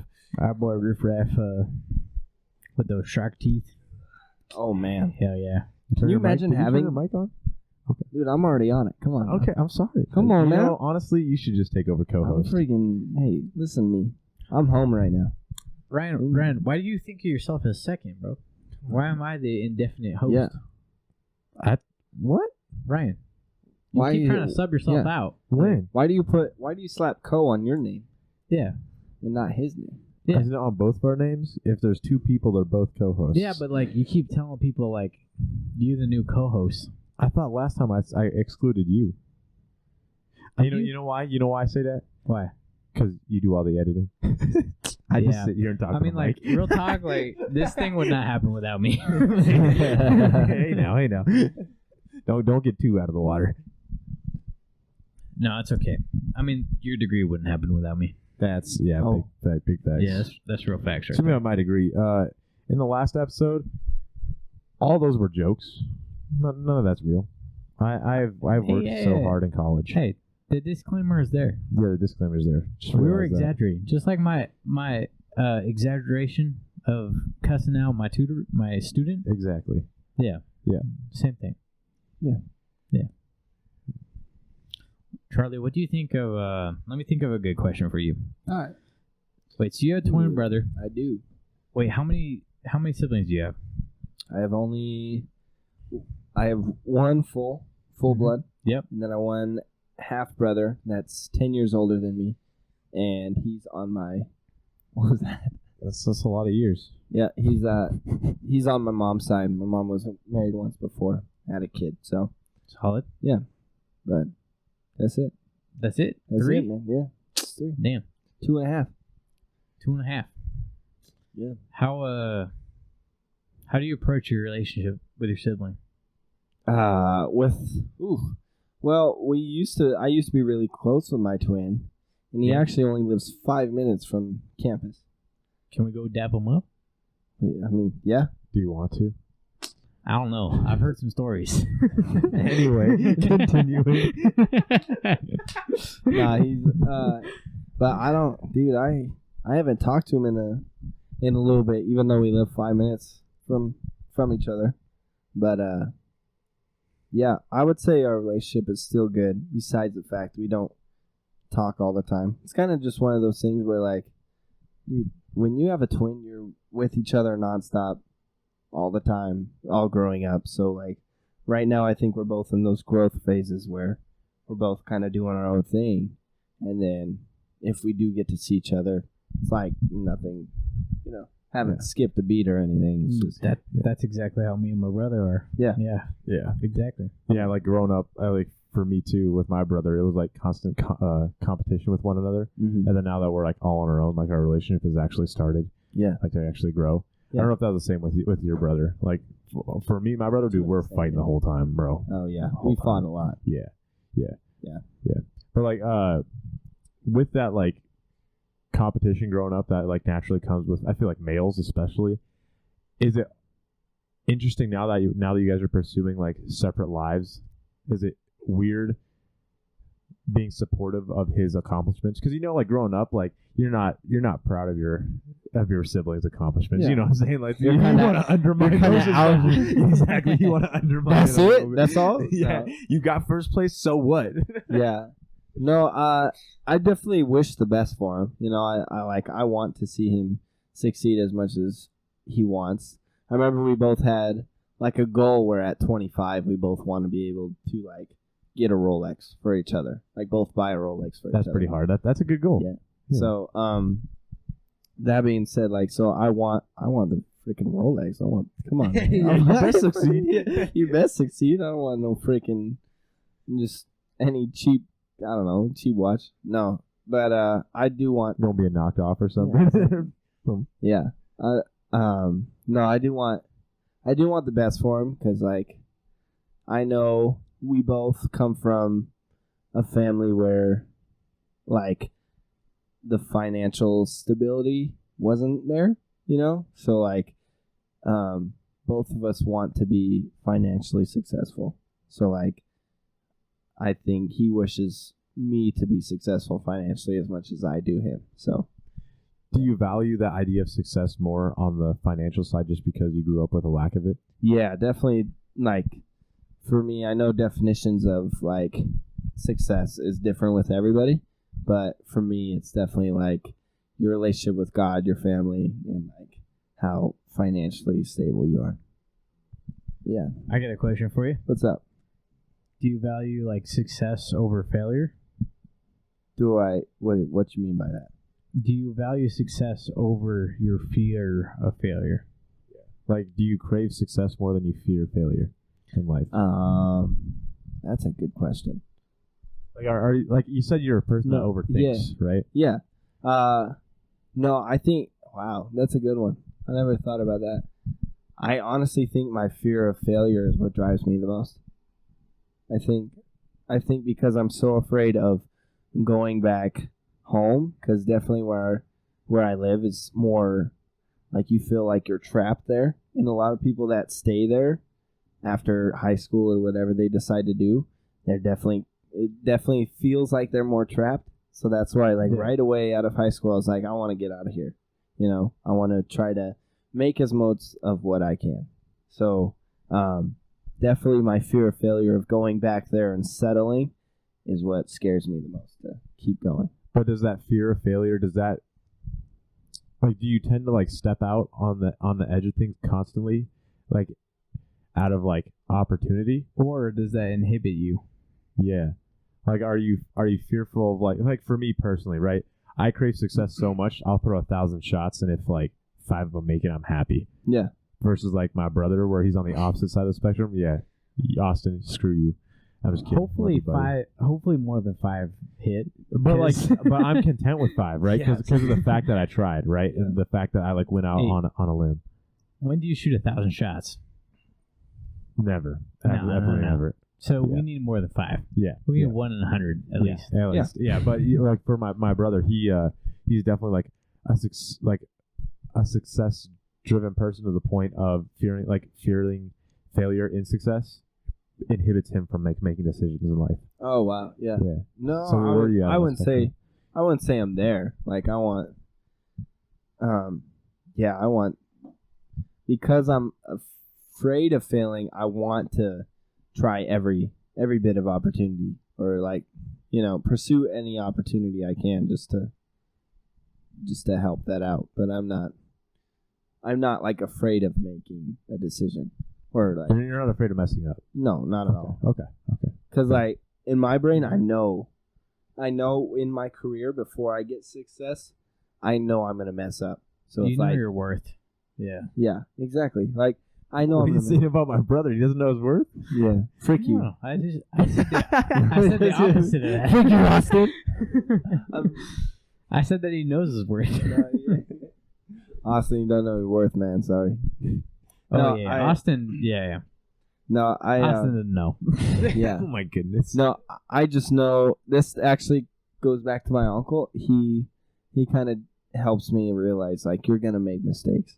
And all growing up, you guys probably heard it too. You're gonna make mistakes, like pursuing your career or whatever it is. You're gonna have those mistakes where it's not gonna be what you want, or even when it comes to what you study, it's not gonna be what you end up doing. Your dream job isn't gonna be what you end up doing. Yeah. Stuff like that. So yeah. I was telling my girl last night that like it's my senior year. I'm about to graduate with a bachelor's of biomedical engineering degree. I don't know if I want to do that. Yeah, dude, I Still. don't either. Like- I mean, most of the jobs I've sought out are like sales jobs, if I'm being honest. Yeah, Not even real time, engineering. right? I get it, dude. That's what this whole year I've just been saying, this is my plan, but God can take it and do whatever he wants with it. I'm just here. So it can move any direction. But So then, how do you know that your plan is in line with God's plan? How do you know you're making the right decisions? I think if I do it and it's upholding to him, I think he'll bless it. That's what I think. So if I do it and I'm like, God, this is what it's going to be. Either like, show me that it's not the right path, or if I do it and it's upholding to you and it's like my morals are still intact by whatever I'm pursuing, I believe that you'll bless it. So that's it. That's what I kind of go with. I didn't know that like you were so in tune with like religion. Yeah. I didn't know that. Like Ryan, like you haven't really like told me that. But like that's a very honorable thing to be in tune with. Mm-hmm. I don't. I mean, like, I don't know. That's why I'm on this podcast. Because of you, Kamar. I don't know why I haven't. I mean, like we've done devotionals together before, Yeah. so like it's always been there. I feel like just because it's like an everyday thing, like I don't bring it up, but yeah. Like he's a very, very wise individual for sure. Yeah. When it comes to I that. mean, I feel like Charlie and I would get along pretty well. Oh, absolutely. Yeah. That's why I was burnt when you couldn't make it to the lake day, man. I know. Yeah. Why couldn't I? It was birthday or something? Yeah, it was a birthday dinner. Yeah, birthday dinner. Yeah. I'm not burnt about it at all. It was a birthday dinner at 7:00 at night, but It's fine. Yeah, we'll figure it out. Yeah.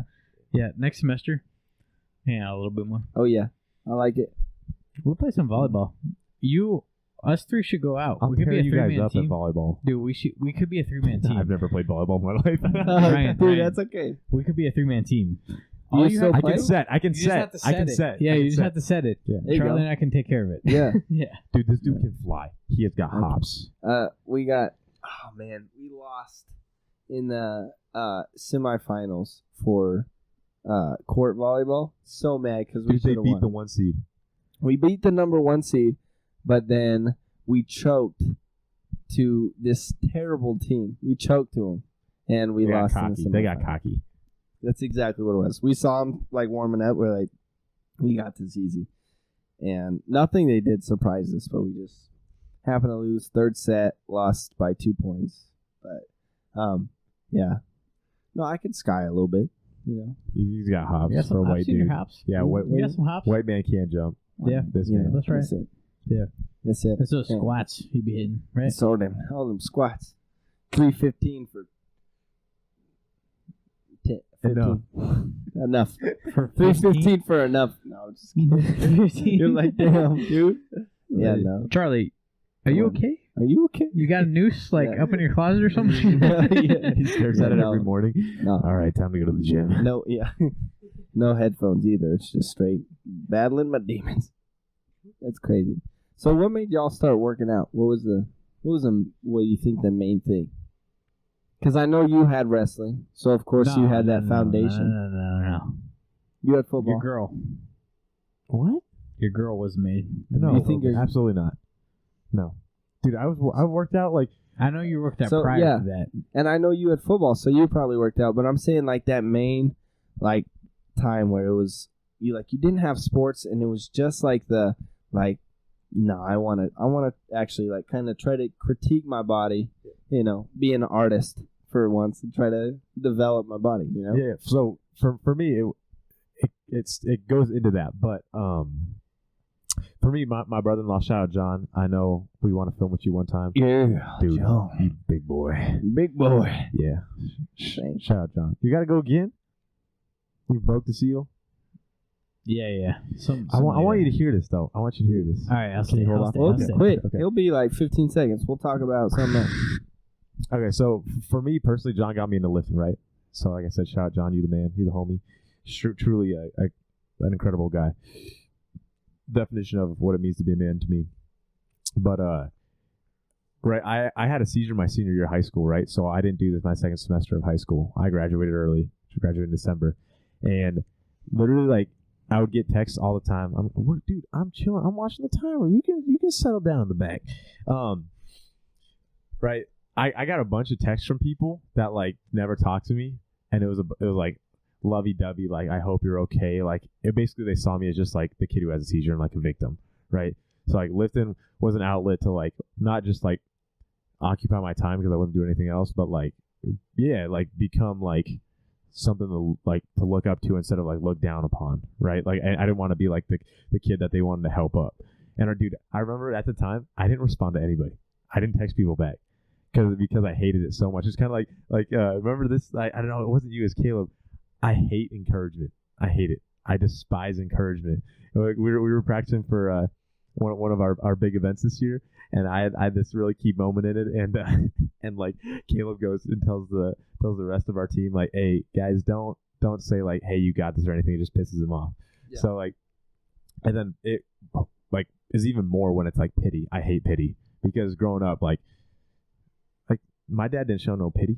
So like, dude, you're a man. Step up, get up to the plate, do it. Mm-hmm. Right? Like work. Like put in your work, and you'll be successful. Right? So initially, it was started from like not being that kid that like had something bad happen to him. Right? Because like I don't see things as bad things that happen to you. It's just like things that happen that like you make the best of. So that's where it first stemmed from. For sure. Charlie's looking at the glass like, oh buddy. But you go. And then obviously too after that, like it kind of got into like my breakup my senior year of high school, and it kind of stemmed from just like not being enough essentially, right? Mm-hmm. Like just the fact that like she did what she did. It was just like, and I did what I did. She did what she did. So like it was just like one of those things. Where it's just like not being good enough, right? Being second to something else, right? So just like literally my whole goal mentality that summer was just like work so hard that she regretted her decision essentially, right? Yeah. And like, dude, it was successful. I got yoked really quick. It was awesome. Like the best time I've ever had lifting, like as far as progress wise, was like that year afterward. But yeah, that's for me. That's where it stemmed from. I just hopped in the truck one day with them, and that's kind of like snowball downhill. Yeah. Yeah. I mean, like, okay, so this is like why I kind of started lifting. My ex-girlfriends, right?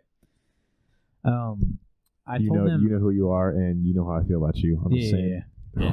If I see you get on the other sidewalk, cross that street, I'll do some damage. Like a bulldog over there. Dude, I'll stab somebody. Yeah. Understandable. But so serious. But basically, man didn't blink when he said that. You know, you mean business. Basically, what happened was like for a month, I told him like, "Hey, no, that's too early," because you know, like we were going at like 4 a.m. Dude, his 3:30 wake up call, it was so terrible. It was Yeah. such a bad idea. It was terrible. I don't care how motivated of a man you are or woman. 3:30 in the morning is not the time to wake up. That hits different. Yeah. I mean, like right now, let's see, it's 9:30. That means I would have been to bed an hour Dude, ago. we were going to bed at like 7:30. Yeah. So, anyways, I was like, no, I can't go to bed there. Like, I can't. I have to be awake because I have to talk to her, right? I gotta like be a good boyfriend. Basically, like she didn't talk to me, because she just like had other stuff going on, and I was like, you know what? Let's go. Let's do it. Fuck it. And that's why I kind of started lifting. So that was my motivation. My motivation was like the falling off of my relationship. Yeah. Ryan's was like also his falling off. Just So like, essentially, too, like I don't want to say not being good enough, but something from the idea of not being good enough of like, oh, you don't even want to put an effort to like pursue me as a man. Yeah. damn, that's too real. When you say it like that, it just hurts. Yeah. That hurt in my heart, bro. That hurt in my heart. Cheers to that one. Cheers. Funny. To being not good enough. Oh my gosh. To being not good enough ever. Yeah. Oh wait, so like, do you feel like you're good enough at this point? Yeah, I think it honestly. I gotta go. Damn. Yeah, we done. Cut it there. Yeah. Cut it there.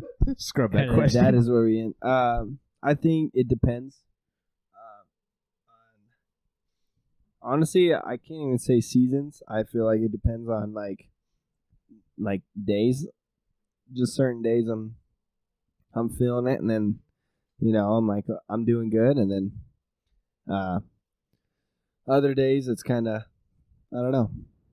I think like today was kind of a struggle, just like confidence wise, but like, so like you say like different days. What areas of your life like do you sometimes feel like you're good enough, and what like there's like some things that you're just like you don't even think about, right? Like for me, it's like I don't know, like take like fabrication work or something like that. Like I always feel good enough at that just because I'm so well versed in it. Yeah. I'm just like, oh, I need to build this or weld this. I'm just like, okay, it's just like it's like for you shooting basketball, right? Like you're just like, oh, like I've done it for so many hours. I'm just putting so much time. Like what part of your life do you feel like there's certain days where you're not on your game?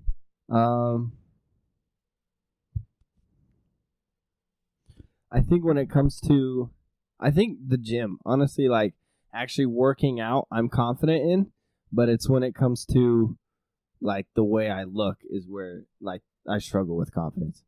But like actually working out and like pushing the weight, I'm confident in, like that part doesn't bother me.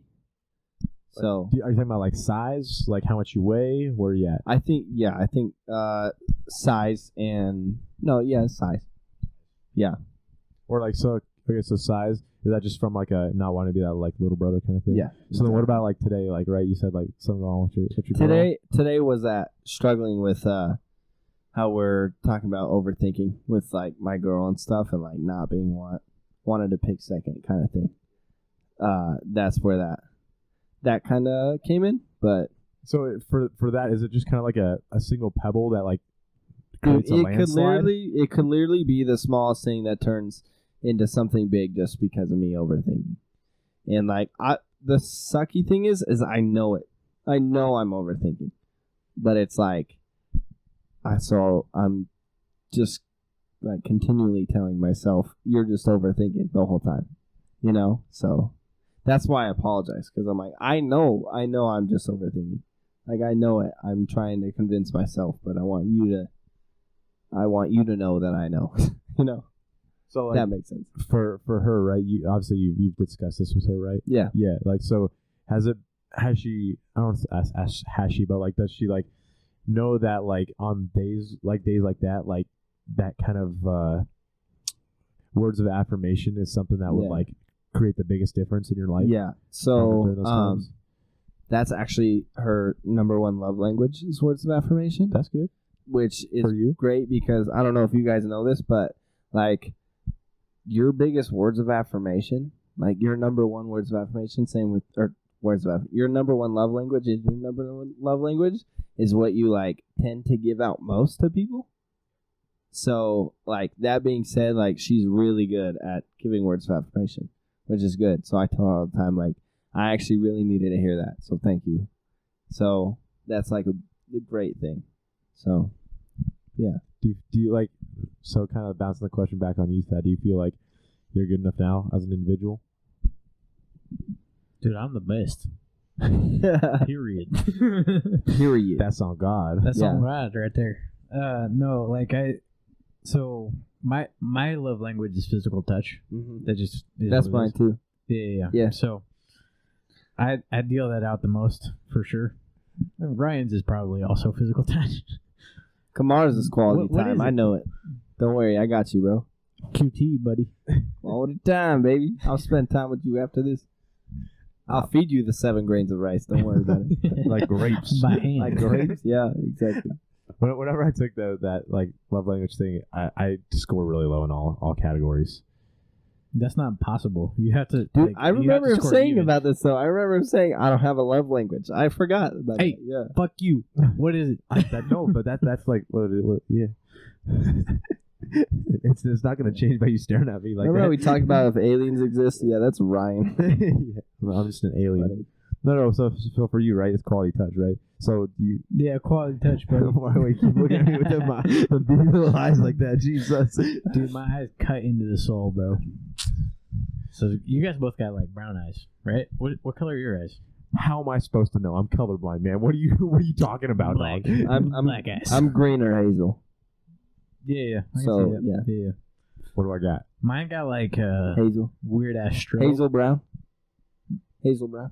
You gotta come closer. Come here. Sit in the middle of the couch. So yeah, imagine if we set up the podcast with me in the middle or you in the middle. Bro, we're just That'd be Dude, we so were thinking about doing that. Like yeah. we were like, nah, we'll just bring the couch in here. Yeah. And then we're like, that's There's sus. no way. It'd be That's so sus. messed Yeah, up. that would be a yeah. little weird. So Dude, especially having a girl guest on here, I'd be like, Yeah. how you doing? Yeah. Physical touch is my love language, and I definitely deal that out the most. And I don't really need much else because I'm confident in myself. So, what was your question though? You were like asking me like, No, like yeah, like do you feel like you're like was there ever a point of like not feeling good enough because of your ex or no? No, because Or did you come to the realization All right, she just didn't treat you well enough? this this is gonna come out really bad. Hit us with it. So Flame her. I realized that she wasn't good enough, Ooh. and because of that, I realized that I'm good enough. I'm good enough for more than that. So like after that relationship, I looked back on it and I was like, I can do better than that. And it is what it is. Bless somebody else's life. If you don't want your life to be blessed, so be it. That is what it is. That's a crazy like how you came to that conclusion on your own. Because I feel like most people in life would feel like they're not worth enough or like right that they're not getting the attention that they want or need. Yeah. But you're on the other side of the spectrum. We're just like, oh, well, she's just not good enough to give me that kind of love. So, peace. Yeah. Granted, it took you a while to get there, but like, I mean, it didn't take me that long. I was Bro, you literally butthurt about took it me for like a about a year. month. What? you told me it was like a year of being mistreated. Yeah. I mean, like, whoa. Hey. He's like, yeah. Yeah. You want Coke? Or do you I want- mean, I was extremely loyal. That doesn't necessarily mean that like That I was just calling up his hose. yeah. That doesn't mean that I wasn't like Coke number. that. I Dude, didn't know I haven't that, like, I was drinking. worth more than that. You know. Sorry. I haven't drank in a long, like, Coke in a long time. Or just anything. Any soda. Yeah, Dude, me we're either. like, Just keep going. can we? Do you think we can get halfway down this bottle before this podcast ends? Is this like a goal? I think this is a goal. I think I just proclaimed it over Let's our go. podcast. Oh my! I think I need more in mine before I pour Coke in mine. You think so? You Yeah. think so? Yeah. I think I mean, need you to got take a good amount I need to already. take a visit to the bathroom. This is my first one. Charlie, how are you feeling? For the right record. now? 'Cause I'm good. feeling pretty faded, honestly. I feel pretty amazing good. right now. You're feeling good? I'm I- feeling good. No, I feel good fine. because I've like I'm had feeling like Like I can almost still 2 keep a shots coherent only. conversation up, but Yeah. like, Yeah, I know. Go Hey, to, wait, like, wait. that line. oh, you want to go? Oh, Yeah. Hey, Charlie. I don't want to kill you, homie. No, you're good. No, go to that one. At least let me like There take you a go. sip out of it. Yeah, there you go. There you go. That's not. Yeah, pour the Coke in there. Let me take a sip out of it. Wait, you're taking a sip out of mine? Yeah. See how it is? That's going to be really strong, homie. There you go. Yeah, pour it all the way in there. I think that's... Oh, I don't... Nope. Come on. There you go. Come on. There you go. There you go. See how you feel?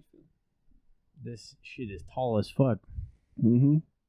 It's at the bottom, so I don't know how much you're gonna get, but Nah, it mixes in. It mixes in when you pour it in over the top. Yeah. Yeah, Charlie, I don't know how much you've heard about me. Ryan has probably told you quite a bit. Compared to, you told me about drinking. You can handle pretty well, which is good. I can handle somewhat. Yeah. Yeah. I am It's that red hair. definitely I'm definitely on the heavy side of things when it comes to drinking. Thank you to my Irish side. I give that Dude, up. that's what's up, man. Yeah. Same with you. Black Irish, man. That's all. I'm Irish too, do you but want Coke apparently with not yours? enough. Or Yeah, not you want to even? give me some Coke? Yeah. Yeah. We'll get you it. All right, Charlie, I got a question for you. This is like I kind of shout out my dad, Keith, he's the man. Literally like the greatest thing ever. Keith, I apologize about the Red Lobster comment earlier. No, Dude, he's not listening. Like he closed that shit off at that comment. You're never invited back home. If you decided to give me a second shot, I apologize. My dad, like growing up, he always told me like if there's anything that you disliked about my parenting, like change it for your kids, right? Yeah. Like obviously Yeah. accept it for what it is now, that like I'm your father, right? Yeah. And like listen to me, but like because like he's experienced certain things in his life, right? Mhm. What about your dad, or in your mom's teaching style of like parenting? Would you change for your kids? Yeah, mine. Dude, when it comes to my good naturally. That's pretty good. Yeah, that's good. You haven't even heard of him, and it's beautiful. When it comes to my dad's side, I think that's funny. Definitely, I think growing up, that's just how it goes. Like with your generation, you see something that your dad does, and you're like, I want to be different. I want to treat my kid this way. I want to make sure my kid gets the best he possibly can. So when it came to my dad, my grandpa, was a Vietnam vet, didn't show very much emotion, was very like abusive physically, and didn't say I love you ever, didn't show emotion. I love you too a lot. Yeah, I love you too, brother. I love you. Yeah, but Seriously though, I love you guys. I love you. All right. I love you, man. I love you, Thank you. I love you too, Charlie. dude. I've known you for 5 minutes. no, I've known you for 3.5 years. That's right. longer That's than right. me. Yeah. No, so that was my grandpa and his relationship with my dad. So my dad, man, he devoted. He's like, I'm gonna be nothing like you. I want to show as much love as I can to my kids. I want to make sure they have like no like possible reason or like an excuse saying that I did not love them, and he showed that. He honestly was probably the closest to perfect. Like he was that perfect like dad where he needed to be, and he was like stern to where like I feared him, where I was like, I don't want to mess up. Like, Yeah, he's that authoritative fear. yeah, like I don't want to mess up because this dude's gonna like bring the wrath. But also he showed like that like friendship side where like I could go to him for anything, and it was honestly perfect. The only thing I could think of was financially, was like how I can support my kids financially. So, not saying that he didn't, but because as a pastor, you don't make a lot. So that's one thing that gets cut. So a lot of times where it was like a lot of times it was like you get we're struggling with groceries this week or something like that. So yeah, I actually got a text about how we're probably not getting Christmas presents this year, which I'm fine with, but Yeah. it's definitely things that get struggling. We had like the same life. Really? Yeah. Yeah. My dad wasn't making that much. Yeah. He had 6 kids. Yeah. Yeah, 6. moving around all the time. Dude. Wasn't making that much money. That's why I prioritize financial things. So Yeah. I'm pursuing engineering. Yeah. Yeah. That's what's up. Exactly. Yeah. I mean, now my dad is making a lot of money. That's good. And like I go home and I'm like, this is such a different lifestyle. He's looking at his younger siblings like, you didn't go it what I went through. Yeah. Exactly. You don't Yeah. know. You don't know. You don't know. Yeah. Yeah. So that's the only thing I can think of is financially being there. But when it comes to an actual relationship, I could try to make excuses like he didn't do this or he didn't do that. But honestly, he was a great dad. So Yeah. And like we talked about it in a previous podcast, but like the ultimate like compliment to your parents is raising your kids the way they raised you. yeah. Right. Like I feel like not that it's a slap in the face from your dad to your grandpa, but you know what I mean? Like having that mentality of not wanting to reflect your relationship with your kids that you had with your father would just be like, as a parent would be, I'm not even a parent yet, and that'd be so destroying. You know what I mean?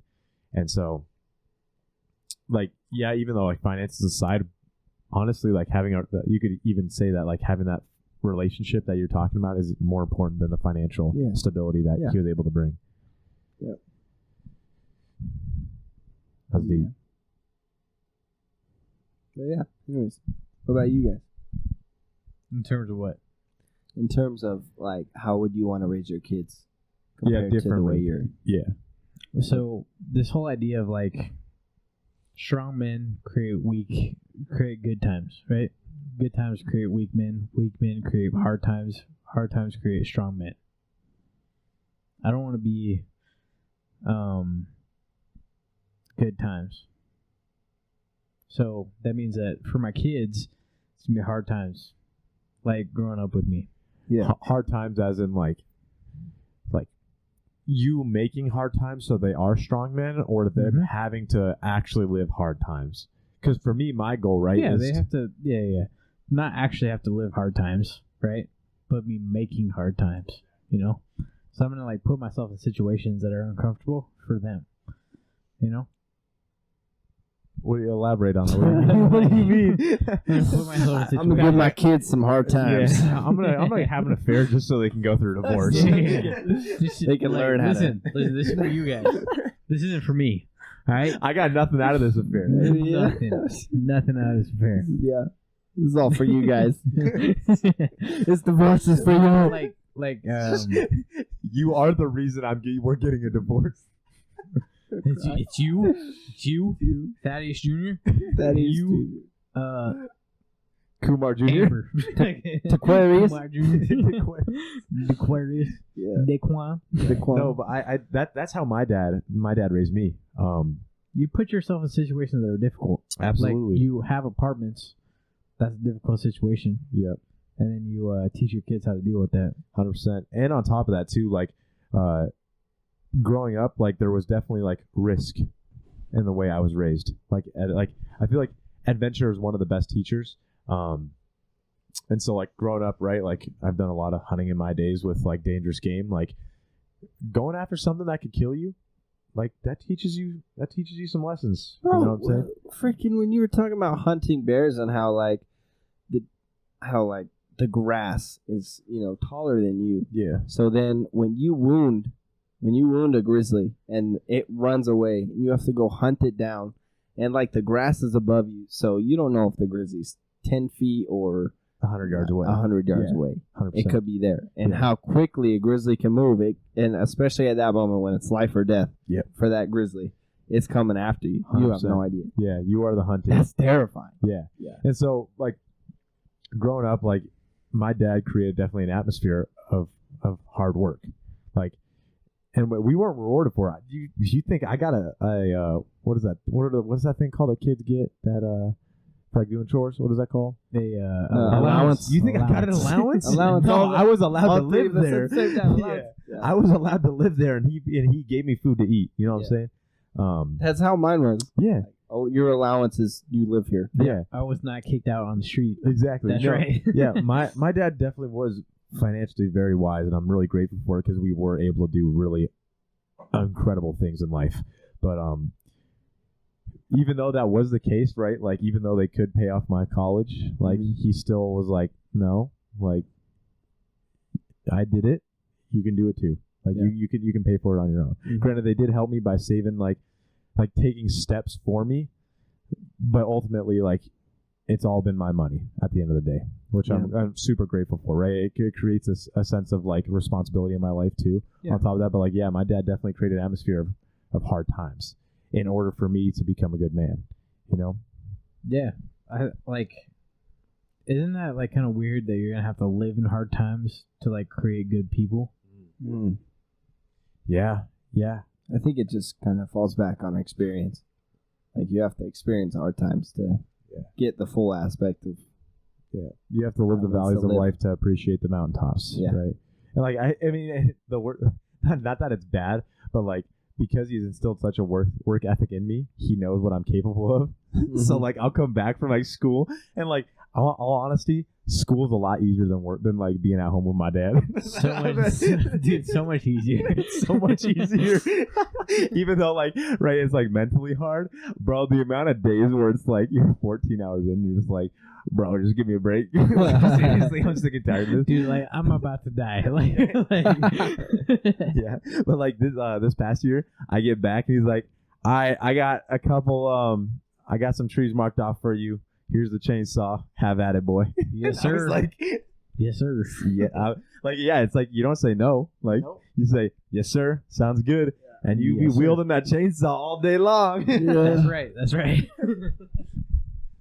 No, yeah, I'm definitely grateful for it, though, and I think that's the way I want to raise my kids too. You know, I want to instill in them that work ethic in those hard times, so that they are produced as good people. Yeah. I honestly don't know what it's gonna be like with a female as a daughter, because right, Austin and I are the closest in age, right? Yeah. And then from there it's 9 years to my brother Aaron. Yeah, like I think he's like 28. What's between you and your sister? What's that?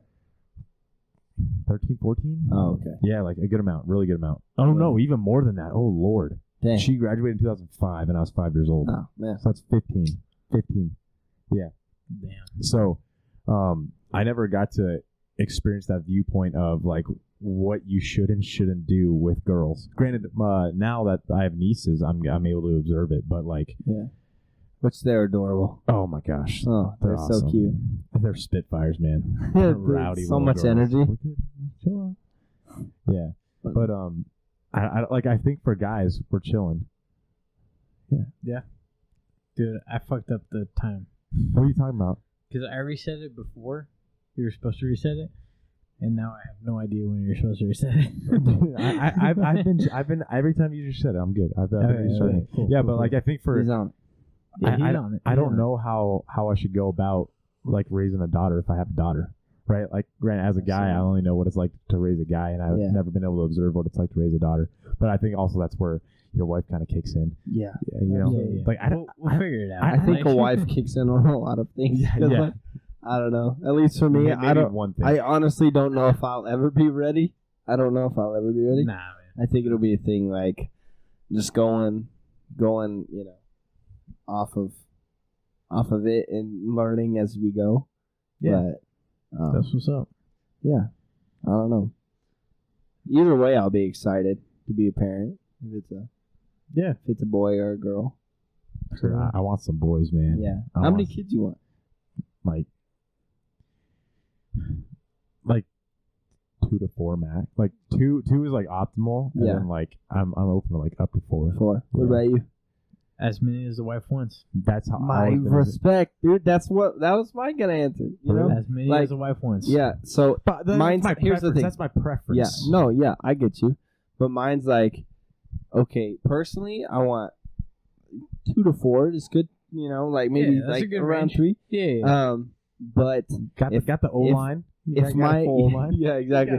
Got a full line. Yeah. If my wife wants more, and if we financially can, like, you know, if we financially can, like, take care of all of them, then that's it. Because dude, I don't know what I would do in that situation, dog. Because I actually listened to this pastor one time, and he didn't want any kids whatsoever. He hates kids. Okay. no kids is different than like another No, one. but you don't get it. No, he hates kids, and he has 7. He has 7, He has and they're 7. like, so then people went up to him. People went up to him. They're like, "Man, you must really love kids." He's like, "No, I hate them." But he says, "I love my wife." And they're like, "What do you mean?" He's like, "Well, I love my wife. I respect her. So if she wants kids, and if we can financially, like take care of all of them, then that's okay." Dude, So- that's a true definition of unconditional love right there. for real, dude. Seriously. Now, complete yeah, 180. listen to me. Yes. Listen to me. I probably won't go 7, but I mean, like, Yo, Maya's 5. like, I'm gonna drop her name. Maya is. Yeah. Do you care? No, I don't care. Okay. Maya's like, yo, 12. Not getting in double digits, man. I can't get in double digits. Charlie's just in No. the back, just punching himself in the crotch, just like die. No. Why are your balls next to the microwave? No. He's just putting his balls up and it hits the microwave and turns it on. Whatever. I know exactly where you're at. Why does it look like that? Don't worry about it.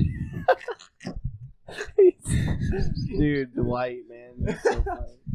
Punching his balls. just because I have to do that with her doesn't mean I have to give her the good stuff. That's right. That's right. Yeah. Oh man. No, but a preference wise, I like that 2 to 4. I like 2 to 4. 2 to 4 is good. It's doable. Yeah. I'm I'm the oldest of 6. Yeah. God, oh so my god.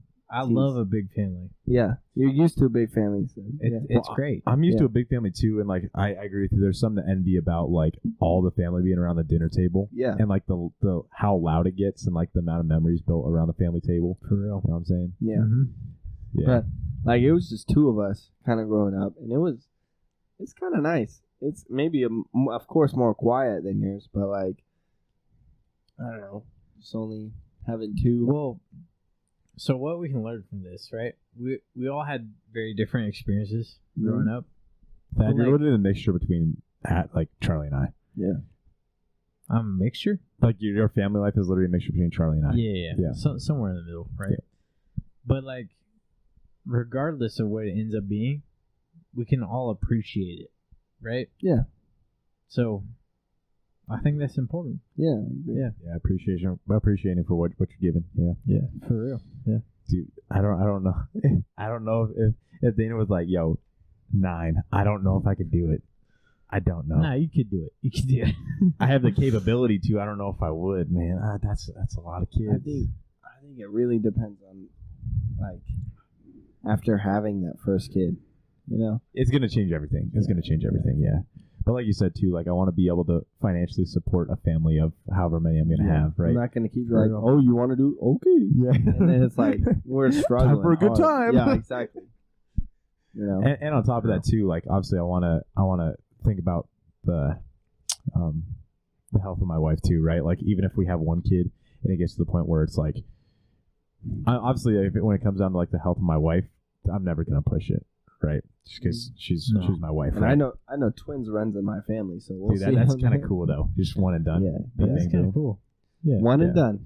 Yeah. That'd be cool. But like, right, like even if I want like 2, if it's just one and it's like every guy wants a guy. I don't care who you are. Every dude wants a dude, whatever. But like if it's like one girl, like I don't have the I opportunity. feel like guys are easier though. That's why, huh? I don't know. Guys are way easier than girls. Yeah.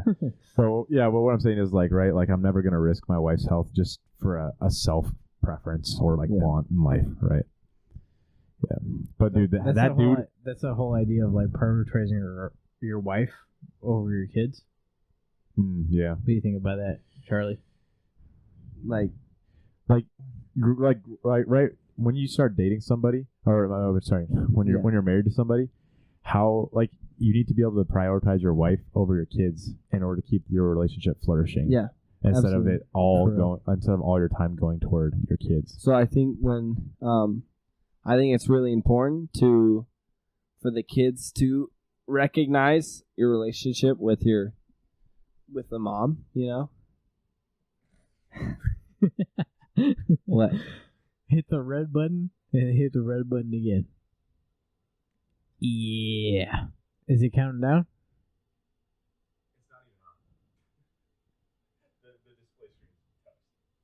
Wait, are you serious? Is it like turned off? Did the battery die? Wait, I'll come up. You sit down. I'll come up and look at it. Dang. Anyways, I'll keep talking. So I think it's really important for kids to realize like the value that the husband holds over the relationship with the wife. So when it comes to that, like, yeah, I want the relationship like between the husband and wife to be like respected. I don't know. It's hard to explain. What's up? What you give me that look for? That's what I'm telling you. Doubting me? Dude, we talk too much. Yeah. I'm sorry. You guys shouldn't have brought me on. You should have known this. I drive this conversation. Go, man. I apologize. No, I definitely agree though. By setting like showing a good like healthy relationship between you and your spouse, one, it gives them a good idea of what they should look for in a partner, but also too like it shows that like you need to prioritize your relationship with the other person over your kids, which is a hard one though. Because if it's static, if like the wife brings this side or the mom brings this side and the dad brings this side. For me, I've had a couple instances where it was like that, where like the mom's like, this is where I kind of believe, and then the dad's like, nah, this is where it stands. Then it kind of splits your relationship. And to the where, household. Like, household, exactly. Yeah. So then that argument, I've had, dude, so many arguments. Like my parents are just arguing the whole day about it, and I'm just sitting there hearing them yelling at each other. So that's definitely something. Ryan and I have talked about this already, but like it's very important to like in your relationship to have a like even front. Yeah. A united front. Yeah. United like front. that unity. Yeah. Even if like one person doesn't agree with the other person, like deciding on what is going to be presented to the kids. Right. Mm-hmm. Yeah. So like when you're dating, obviously that isn't on the forefront of like what you're considering, but like it should. Dude, you should definitely consider it. Absolutely. It kind of be. Yeah. Absolutely. For like, real. I know like a good friend of ours, Joe, he always said like the key things in a relationship are finances, politics, and religion. Yep. Right. Those are definitely huge things. Which, by the way, speaking with, I know you brought it up with Maya, like how those three line up. Yeah. And she's like, I don't even know if because with me and Maya, it was, she's raised Catholic and I'm a Christian. Yeah. So hers, with that being said, like she even brought it up how like, I don't know if I want to raise my kids Catholic. And how like she doesn't want that traditional Catholicism, and how she doesn't want to be, when it comes to the wedding, she doesn't want to be married in the temple or anything like that. She wants to be married out. So like those are some big things in the relationship. Absolutely, they're huge. So, and like, kind of like how we said, like there's you never want your home to be split, right? Like you want your home to be whole and to have strong foundation. Yeah. So like ensuring those things is definitely a key component, especially like looking at like prospects of people to marry, right? Regardless of like whether those things align, it doesn't take away from how good of an individual they are, right? Mm-hmm. So really looking into those things, like, right, you could date somebody and them be a good person, but like those things don't align, and then you obviously have to, I don't want to say obviously, but like it'd be good to end it and find someone where those things do align at, right? They don't have to align. I don't think they have to align, but I think it's very beneficial for them to align. Yeah, I think it would go a lot smoother. What do you think? They don't have to align. I just think it's going to create more friction than it will. Yeah, it'll create friction for sure. Yeah, but like, you don't have to be married to your ideas, right? Yeah. You can like change those ideas. It's all right. On certain things, I think other things you should never waver on. Like what? Religion. Yeah. Religion is the one thing that I think you should never be I will never waver on. That's fine. Religion. That's fine. Yeah. That's a good thing. Yeah. Everything else, I think you should be able to waver on. You're saying you'd be down for your girlfriend to propose to you? I'm not doing that. There's no way. What do you think about your girl proposing to you instead of you proposing to her? I would not. I would not say. Would you yes. say no? What do you say? I would say no. That's I would that's what I literally told say Dana. I told Dana that. I was like, look, if I you will do that, literally say no. exactly, 100%, 100%. I won't. Nope. You're taking away something that's like such. I feel like for a guy, that's like kind of stripping of him of his manhood. Like that decision to make, like for me, that decision for me is such a big decision that you trying to do it. Nah, dude, that ain't cool. I think Yeah. that as a man, if you're able to accept that from a female, I think that's okay. I think it's okay, but for me personally, it ain't gonna flow. Yeah, that's fine. Yeah. That's fine. Yeah. I think I'd be able to let it fly. Yeah, Depending on like how the relationship was set up before that, right?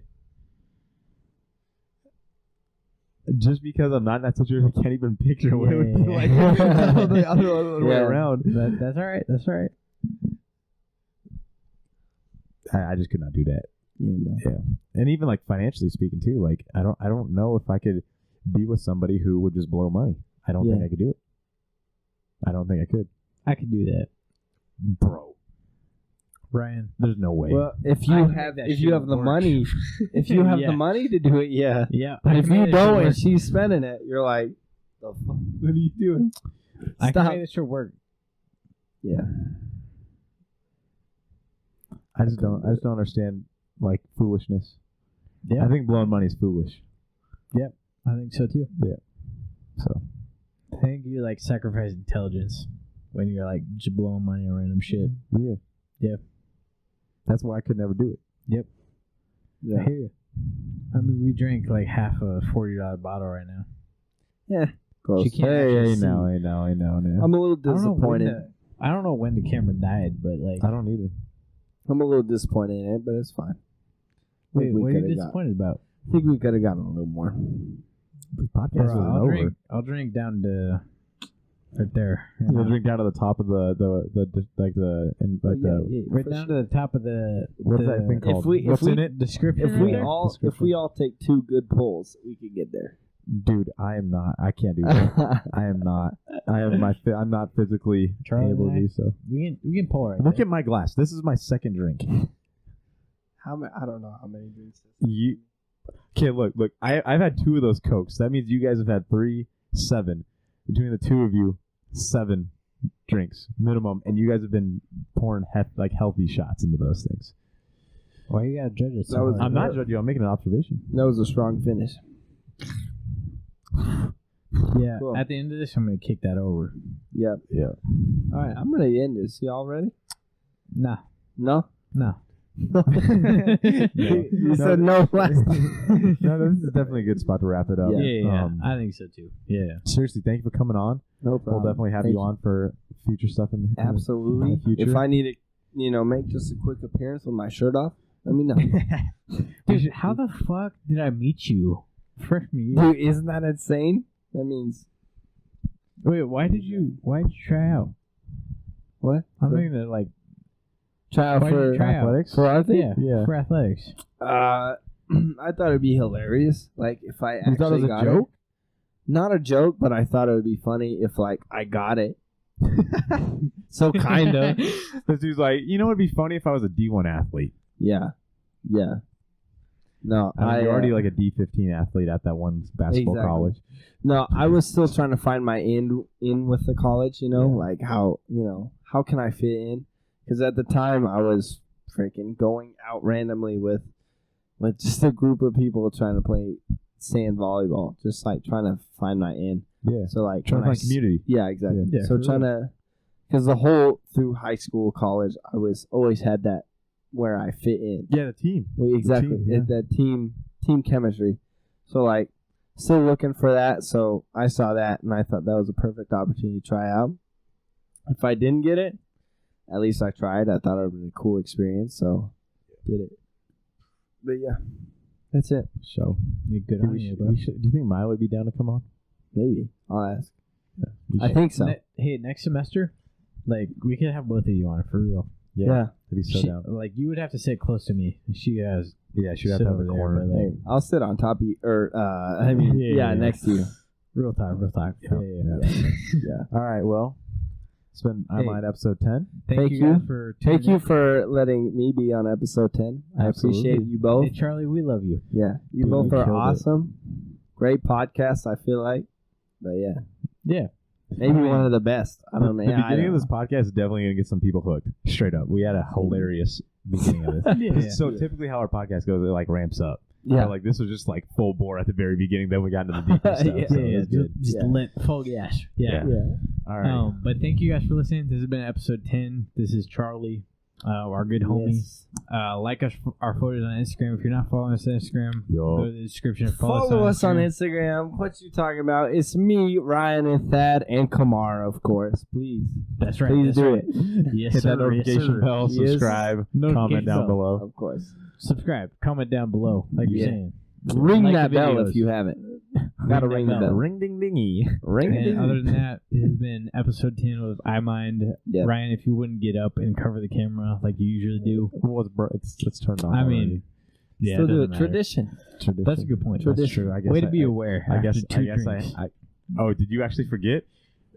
Were you actually like speaking toward the camera? No. Oh, I've been talking to He's still looking at it right now. Whoa. Yeah, I'm looking at Kamar. I don't know what y'all are doing. But Eye yeah. contact. Yeah. Eye contact but- with Kamar. Thank you guys for listening. This has been I Mind episode 10. I'm going to kick over the Coke can pyramid, but it's been real with y'all. We appreciate you. Very good. Goodbye. Very nice. Peace out, Girl Scouts. Goodbye.